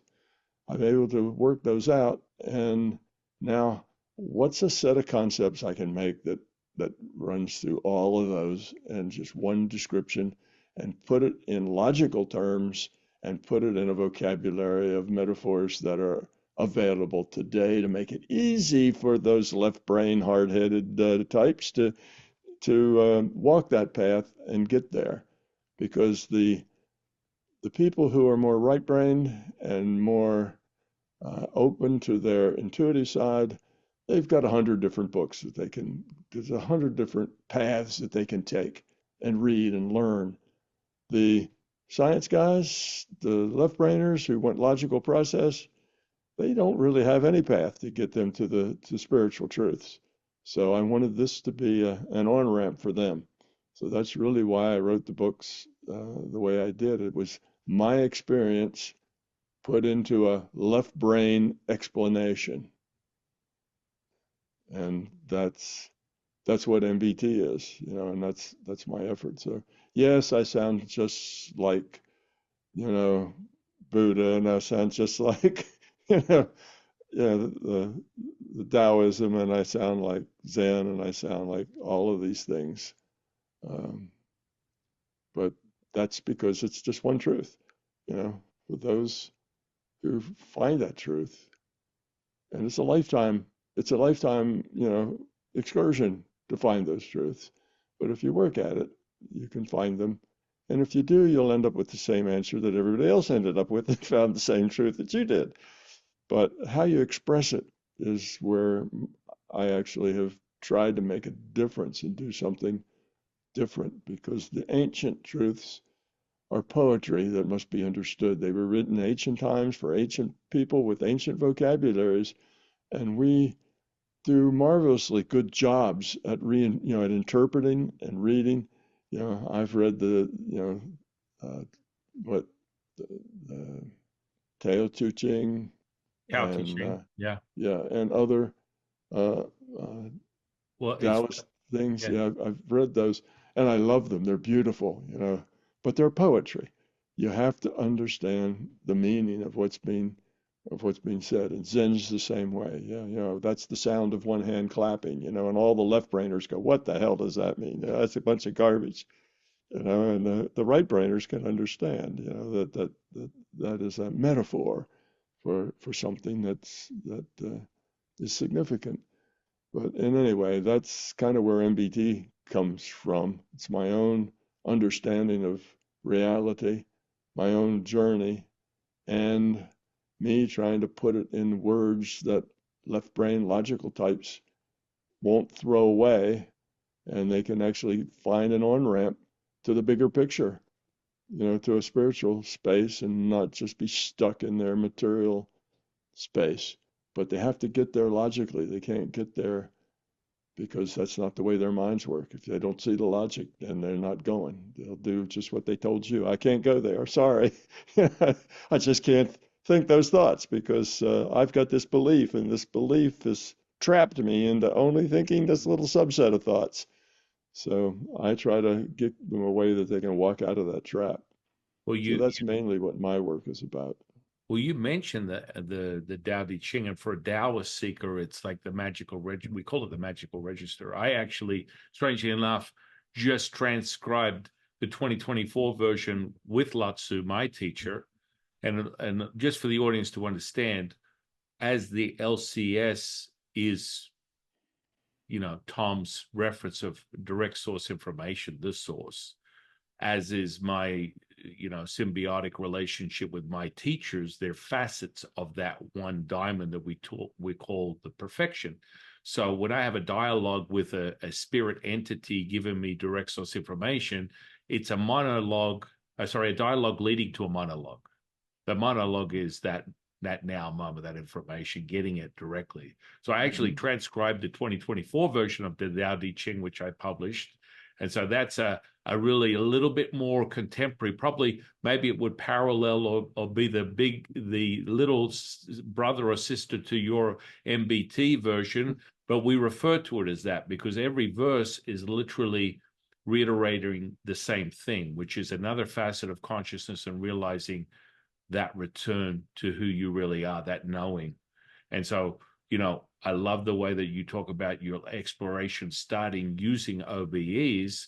And I think a lot of people tend to use that as an entry level, some paranormal experience that cannot be qualified or quantified by their reality from that moment.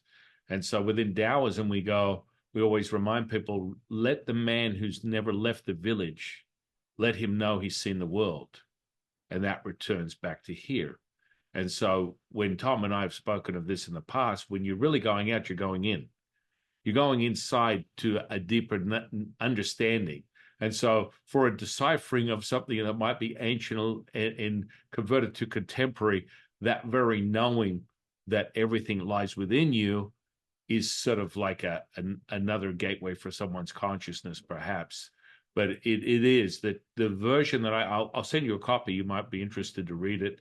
And it just changes the viewpoint of people because he's given more insight and making it more in the way that can be digested instead of someone turning it to a poetic sort of like a transitory moment of bliss that only lasts a few seconds.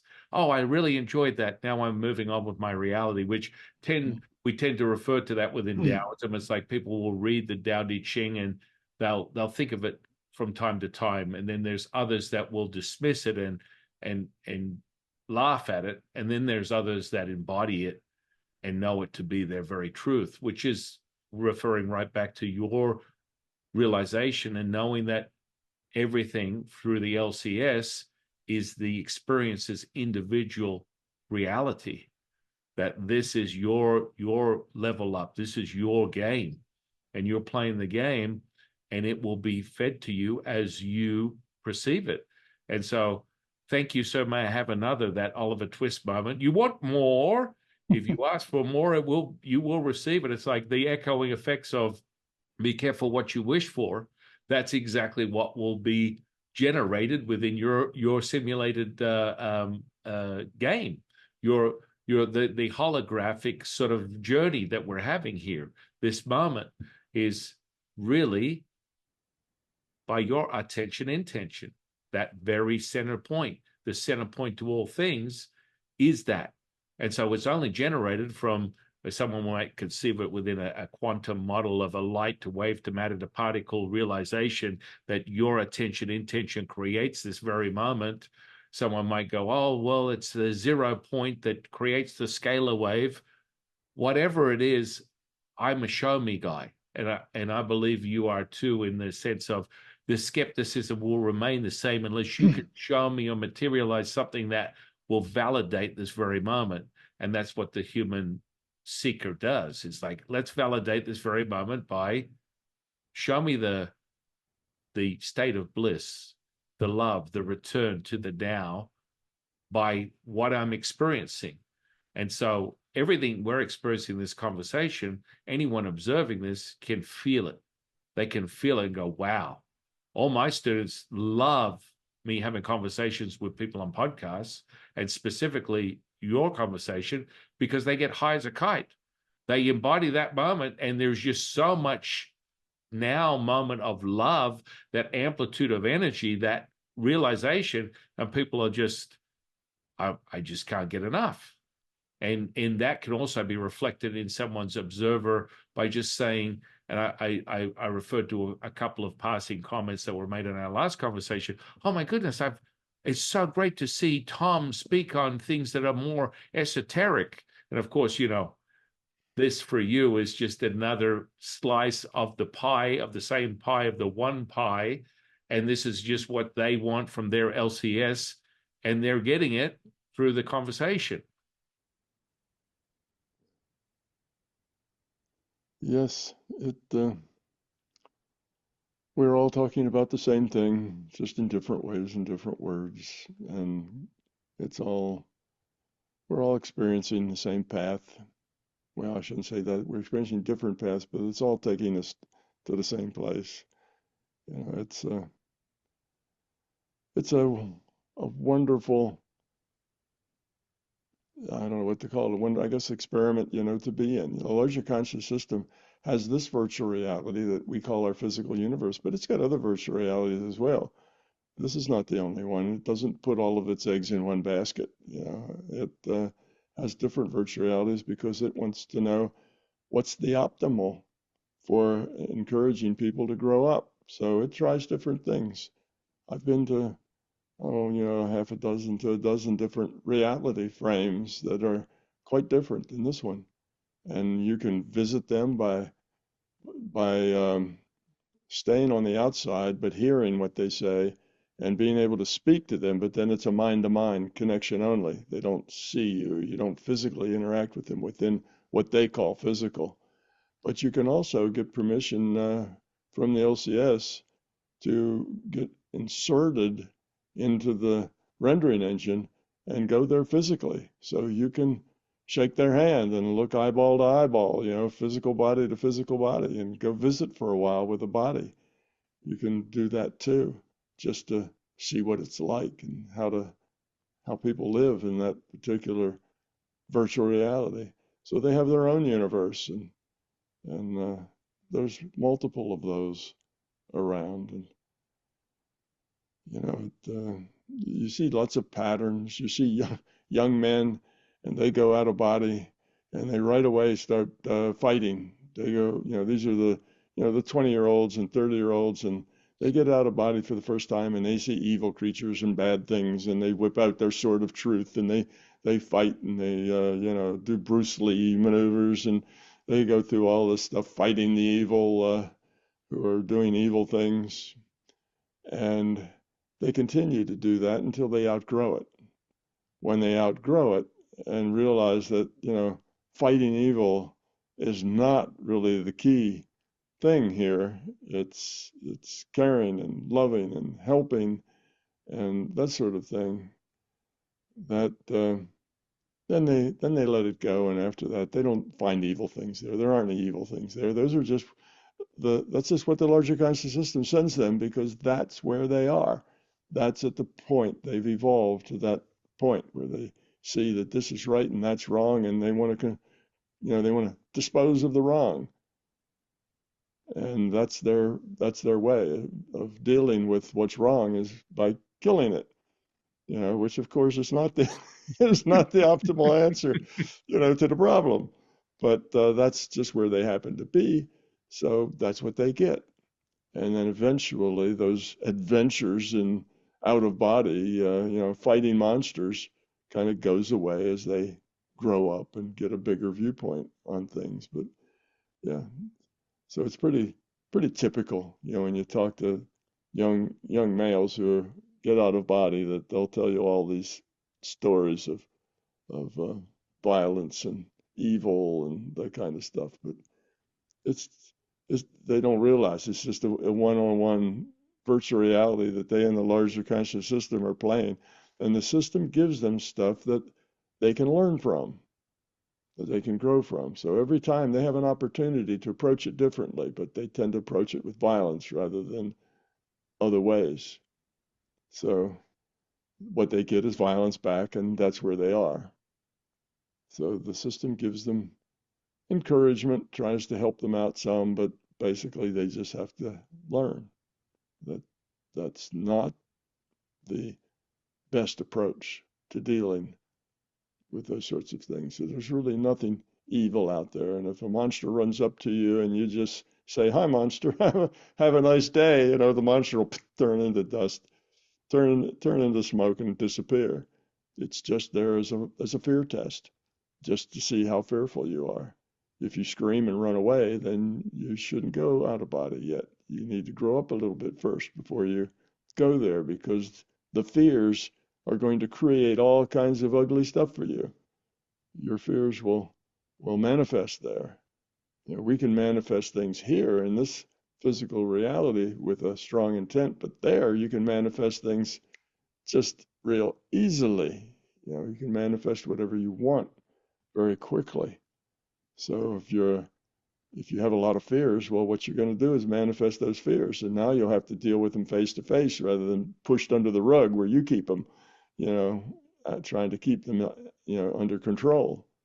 So it's the out of body it's a good place to start, but like all the paranormal things, it's not a place to linger too long. You start until you master it, and after you master it, you let it go. And it's paranormal's not important, but it does serve as a good teacher for a lot of people who are interested in those phenomena. They can get there, but it almost always ends up helping a person grow up, because once they learn some paranormal things, they start getting a bigger picture. Oh, it's not just this little physical world. There's a bigger picture. And as that picture, as that door to the bigger picture opens up a little bit, they also find themselves caring a little more about other people, not just themselves. They kind of lose that self-centered viewpoint of being in a little material picture where nothing really matters, where we're just here, we die, and we're gone. So what? That kind of nihilist attitude kind of falls away, and they start thinking bigger thoughts, and pretty soon, they've grown up a bit. So I think that the paranormal tends to be a good first step for a lot of people, but they do have to learn that it's not really important by itself. It is a good first step, but you wouldn't want to make your life, in the paranormal. That's some people do. They read fortunes or they do things like that, but that is more likely to get you stuck than anything else. You don't want to get stuck there. Well, I mean, those type of cultivational practices, having been involved in teaching people this sort of alchemy stuff for 30 years, they get caught up in it. And I can levitate now, and I can heal people, and I am the next avatar of the great coming of Jesus. And this in of itself is that limited viewpoint. And it's like the thing that excites me without question, through my own admission, is witnessing people heal, return to themselves, whether it's mental, emotional, physical. They return. That gets me all warm and fuzzy, which returns back to that servitude, that Mhm. selfless act of giving is receiving, is sharing, and adding to that awareness, that conscious collective that we speak of. And the more you do that, you get more of the same, that sort of mirroring effect that takes place. It's like that's that part where people are like, well, what does that mean, Jifu? The mirroring effect, what is going on? Well, this is the very realization, returning once again to the bellows, once Mhm. again to the yin yang, once again to the LCS. I mean, we have these versions that are just reminding us of that profound realization. Mhm. Well, it's been fun. And I really am really grateful that we've had this conversation and we've gone to places where I believe people want to hear more of how you share that and how you embody it and how what it means to them from different angles. Because personally, I could be here indefinitely. If I didn't need sustenance for this physical avatar, we could have conversations for days. And Yeah. it's really profound. I really want to thank you for sharing your time with me today and the audience today. Um, I'm also grateful that you got connected to me and I got connected to you, and we can both broaden our audiences, because understanding and information that's helpful is wonderful, but sharing it is even more wonderful. So the more people we can help themselves, the more good we can do, then that's what I'm sure both of us want to do.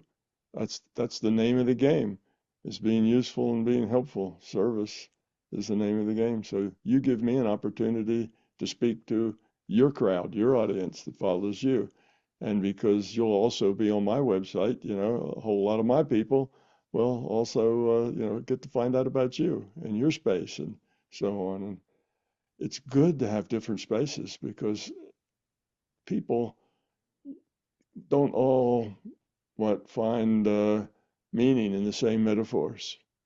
Some people find these metaphors really, talk to them, and others find different metaphors talk to them. So you don't want to just have one thing. You want to have 100 different, Tom Campbell's and San Qing is what it says on your name there. You want to have hundreds of San you and Qing, yeah, and yeah. I hundreds of mean, me.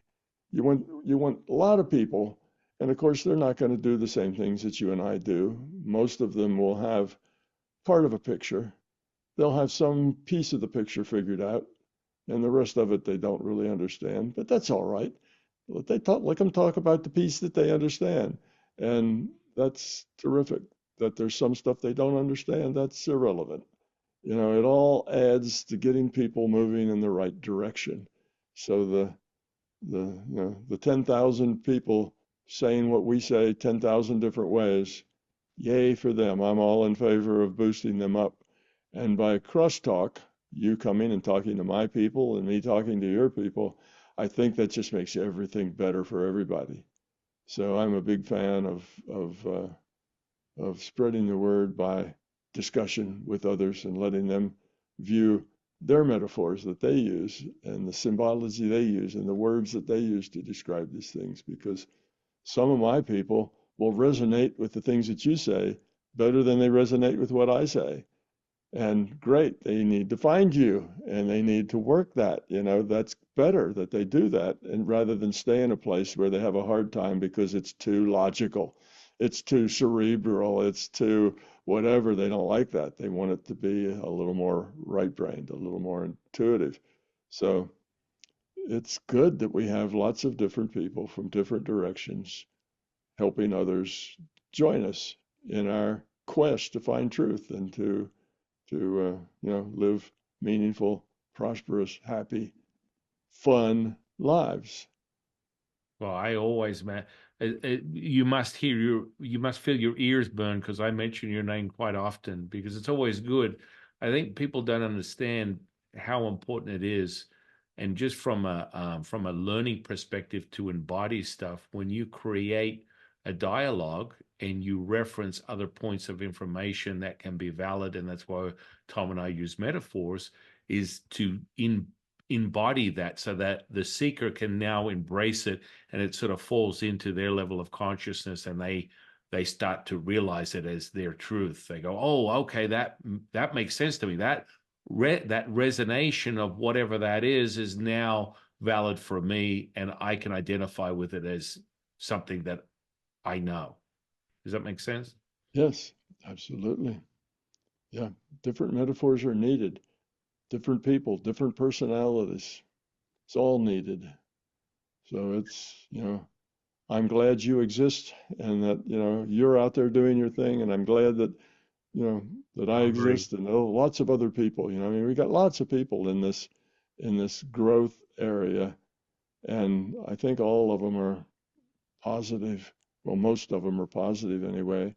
And that's good because we have the first chance ever as a species to take a big step.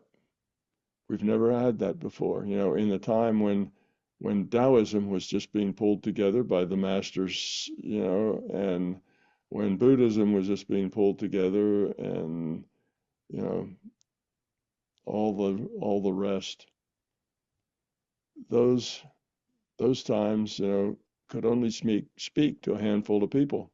The guy could get up on a big rock and talk, and maybe as many as 50 people could hear what he was saying, but that was about as far as it went. And after millennia goes by, there's only tens of thousands or maybe hundreds of thousands of people that are engaged in those things. Well, 100,000 people is not even a tenth of a percent, so most all these ideas exist in the margins. You know, even all the mainstream religions just exist in the margins. They're not mainstream. But we have the communications now that ideas aren't limited to 50 people they can hear. They're, 6 or 7 billion people are connected. They may not all have their own computer, but they're connected some which way through its friends or whatever. They're all connected. And that means that ideas can travel very fast. It can change, the world can change. If you can change the perspective of 200 million people, which is still a drop in the bucket of 9 billion, but even 200 million people, if you can change just that tiny percentage of them, that would go a long way to raising the consciousness of humanity. Go a real long way. So getting out of the margins into the mainstream is one of the things I would dearly like to do, which is one of the reasons that I'm kind of working through the science doorway. I have a bunch of quantum physics experiments that are being done at universities that'll help provide evidence for my viewpoints. So I'm working through the science doorway because if you can get the science community to agree with you that, I call the scientists the high priests of Western culture.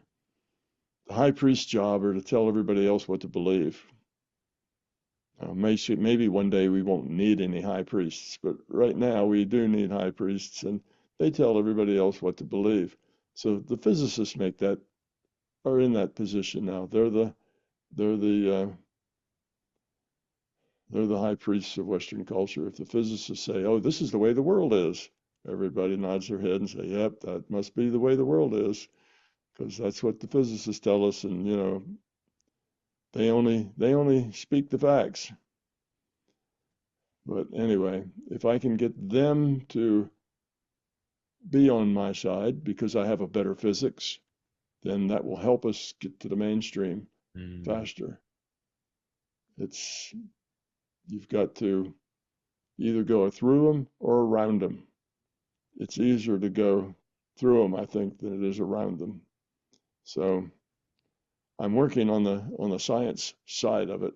I've got this September, I'm doing a symposium here in Huntsville. It's called Science and Consciousness. So just trying to stir up some interest and get some science people involved in the logic that takes them way beyond materialism. So that's part of what I'm trying to do through that door. The door of philosophy has been there all along with a lot of great philosophy, a lot of, a lot of super brilliant people who have figured out the way the world works, but it stays in the margins. There's, yes, hundreds of thousands of people that support it, or even millions of people, but millions of people out of 9 billion, just 1 billion is 1,000 million people, and we got 9 billion. So that's a lot of people. If we could just get 10% to have a bigger picture, that would maybe turn all the rest because those 10% would be happier, more functional, more positive, and their contribution to the collective consciousness would be really stronger than average. So that would help. So that's one of the things I'm doing. I'm trying to work the scientist angle to see if I can't break through there. Otherwise, it's just slogging along, sharing with you and other people, getting more words out to more people in more ways, and we just keep that up. But I'm hoping the science thing pays off, that I can get some to break that belief system in materialism, because my model is very logical. There's no place where you get to the point that you don't have a logical step to the next place. It's all logic driven, but it's hard to get them even to look at it. Well, I was going to say that's the sort of like lockdown, shutdown. They won't even listen. No, Yeah. no. But I can now do things they can't do. I can now solve physics problems they can't solve. So that maybe will help open the doors a little. I can explain, quantum physics. It's not weird science. It's perfectly rational science, and I can explain why. What happens when that probability distribution collapses to a physical particle? Well, that's a crazy thing to say. Probability distributions don't collapse to physical particles. It's kind of a silly thing to say in the first place. It doesn't work that way. And I can tell them exactly how it does work. The mechanism that works is that a random draw is taken from a probability distribution of the possibilities. That's what's going on, and this is a virtual reality. And if you marry those ideas together, then bingo, you've solved the problem. Why is speed of light a constant? That's another big mystery that kind of moves relativity. That's simple. If you live in a reality that has a grid, a spatial grid and a time grid, so that every delta t you compute the next, you compute all the changes that are in there, then speed of light, is basically the fastest that you can move through that virtual reality, which is one delta x for every delta t. That's it. World of Warcraft has a speed limit too. The Sims has a speed limit. Every virtual reality has a speed limit. One delta x for one delta t. Depends on how big delta x and delta t are. If they're really, really small, then it looks like it's all continuous. But if they get bigger, you see a little jerky motion. But that's why the speed of light's a constant, because you can't go any faster than that. It's a virtual reality. And I just explain a lot of things they can't explain. Why are there 5 cosmic constants that are all tuned to each other down to 9 decimal places?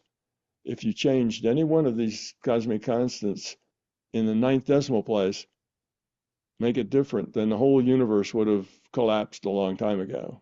Things would have, gravitation is one of those. Cosmic constants is a gravitational constant. So all of these things have to be just exactly tuned to each other. And if you have a materialistic science, then all that has to happen randomly. Well, how do 5 numbers get tuned to each other to 9 decimal places randomly? That's a bit silly. You can't, that doesn't happen randomly. That has to happen for a reason. And it does, because it's, the virtual reality, this reality is not programmed, it's evolved. So you start with a rule set, which we call science. You start with initial conditions, which we call a ball of plasma, high energy, high temperature, and the Big Bang ball of plasma, and you push the run button, and you let the plasma change according to the rule set. And okay, Big Bang take 1. Now that exploded and didn't work. Let's take just the numbers. Big Bang, big digital bang take 2. Well, it's a little better, went a little longer, but still crashed. So, big digital bang, take 3,000. Great. We got all these numbers just tuned perfectly to each other, and this thing has stability, and it's just going to keep on going until we evolve something that's useful for us. So anyway, that's answers that. It's just part of evolution. And how do sometimes people with no brains do smart things? There are people who have nothing more than maybe a half a centimeter of brain lining the inside of their skull. All the rest of it's gone. They were born with encephalitis, where their cranial cavity was all full of water, so the brain never developed. And for these people, some of these people that science did not know about, they didn't do the ultrasound, they didn't do the things and said, "Oh, your baby's head's full of water," so nobody knew. So because nobody knew, the system was able to just bring these people along. They're working on their master degrees in mathematics. They have degrees in, all kinds of subjects. They're smart. They have families. They function as normal people, yet they don't have a speech center, a motion center. They don't have any of the stuff that it takes to run a body. They just have this tiny little thin film on the inside their skulls. Well, how does that happen? Well, it's not too hard to explain. If you got an LCS, this is a virtual reality. Anything can happen in a virtual reality. If the if the source that's creating that virtual reality wants it to happen, it's just easy. You just put it in a data stream and there it is. And why would it do that? Well, to help us open that crack in that door a little bit to see this is a bigger reality than we thought. So, how does it make sure that happens? Well, these people seem to have a car accident when they're adults and they've already finished graduate school and they're professors of mathematics someplace. They get in an automobile accident and they do a brain scan, and oh my God, there's no brain in there.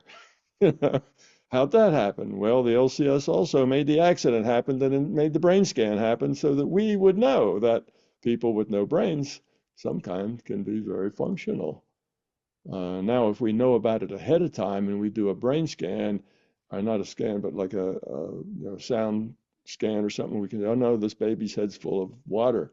They have encephalitis, they'll never be normal, they'll be always severely retarded. Well, those babies are always severely retarded because we found out about them. The Mm. information came into the virtual reality, so now it's here. You got to live with it.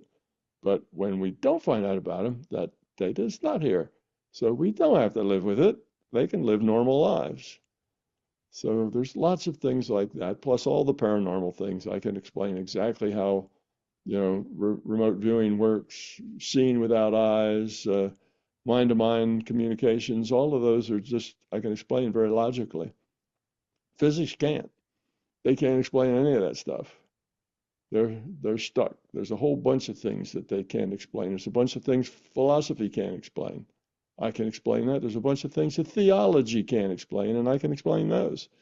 So that's what I'm hoping will help me break through maybe someday into the mainstream. I may not live long enough to see it, but I'm hoping that someday we'll break through to the mainstream, and then all of the organizations like yours and the thousands of others, suddenly they'll have scientific foundation built underneath of them that says, yes, this is the way the world works.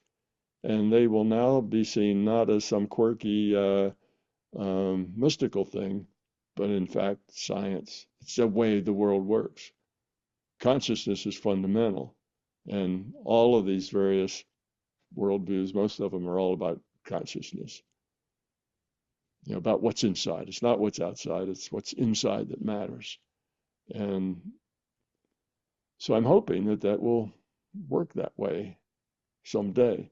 But if somebody comes up with something better that works better than that, I'm happy to jump behind that too, whatever whatever works. But we've got to help change this world from such a low quality of consciousness to a higher quality of consciousness so people aren't so rude and crude and nasty to each other. That's important. Our civilization is suffering, and a lot of people are suffering because, we have so much fear. And if we could just fix 2%, 3%, I think that would catch on like fire and the rest would follow in a decade. But 2 or 3% is a lot. 2 or 3% of 9 billion people is a whole lot of people. That's hundreds and hundreds of millions of people. So that's where I hope to go. That's what I Well, hope to be a part of in any case. Whether I go there or whether I follow somebody else there is irrelevant to me. It doesn't make any difference. But that's where I see all of us headed to try to make that story that the spiritual is a real thing. It's about consciousness, which is what we are. We're not bodies. We're consciousness. And if you want to call consciousness spirit, well, that's okay. That fits. The description fits reasonably well. So that's what we need to do. And now we have an internet. We can do it. There's something that talks to that many people. And if we got just, a few 100,000 people would make a splash. A few million people would make a big splash on the internet. Lots of people would come off to see what we're talking about. And many of those would say, "Oh yeah, these are good ideas," and it would just grow because most people are looking for an answer, for a way out. They know this world is dysfunctional. They know their politics is dysfunctional. They know their economic systems are dysfunctional. They know their cultures are dysfunctional, but they just don't know of a way out. They don't have anything to replace it with. This, of course, would replace that. All those things are just that's just our choices. If we started making good choices that were low entropy and loving and caring, well, all that stuff would just fix itself.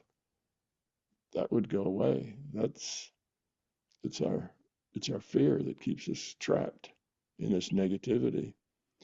So that's kind of my purpose, why I'm here, why I wrote the book, and hopefully where your conversation with me and mine with you will help somehow, someday break this log jam and get us into the mainstream. And if we do, I'd say 3 decades, this planet would be a peaceful, caring, sustainable place. It wouldn't take long. We no. can we can turn it around almost on a dime if you think that human beings have been walking around. Homo sapien has been walking around for 200,000 years. 2 or 3 decades is like a eye blink. But we could do it quickly if we could just break into the mainstream and get more people to consider the possibilities. Just consider the possibilities. But they've never been presented with something rational and logical. They've only been presented with traditional religions that are about collecting money in the plate more than anything else. That's kind of the A control mechanism, yeah, and not even a religion, an organized religion, something that yes, is limited at best. yes, I always refer to it as if you come from neurology, biology, Scientology, Judaism, it doesn't matter. You're limited. You need to be able to allow yourself to accept everything as one. And that, of course, comes right back to how you're integrating your yep, relationship with science and the LCS and being able to speak to others about something that they think is foreign. And that's why I'm so grateful for our friendship because I'm going to be a big support system for you and continue in the future as we continue to build this library of information for people. And that's really what it's here for, is to yep, keep supporting that and reinforcing it. yep, absolutely. And I will be support for you too. I'd like to be the kind of in the logical people's minds, I'd like to be the foundation, the logical foundation underneath, your metaphors. Yes. It works, you know, it works great that way because Yeah. my foundation is basically your foundation. But if I can make mine so that the left brainers can climb on board, well, that would be very helpful because the left brainers are the movers, the shakers, the people who define, the kind of culture we have for the most part. The really big thinkers and the mystics and the people who understand the bigger picture, they're all in the margins. It's this mainstream that we need to get either into the margins or get the margins out to them. Yeah, these ideas have been around forever. Thousands and thousands of years they've been around. It's not a new invention. It's just putting it in a language that people can understand and relate to. That's, I think, the key. Well, anyway, thank you so much for Thank you, Tom. inviting me. I Yeah. appreciate the opportunity to talk to your people, and I'm pleased to have the opportunity to talk to mine. And it's always welcomed our conversation. And I'm just very grateful for you and everything that you contribute. So we will talk again soon, my friend. I hope so. So I will see you next time. I'll see you next time.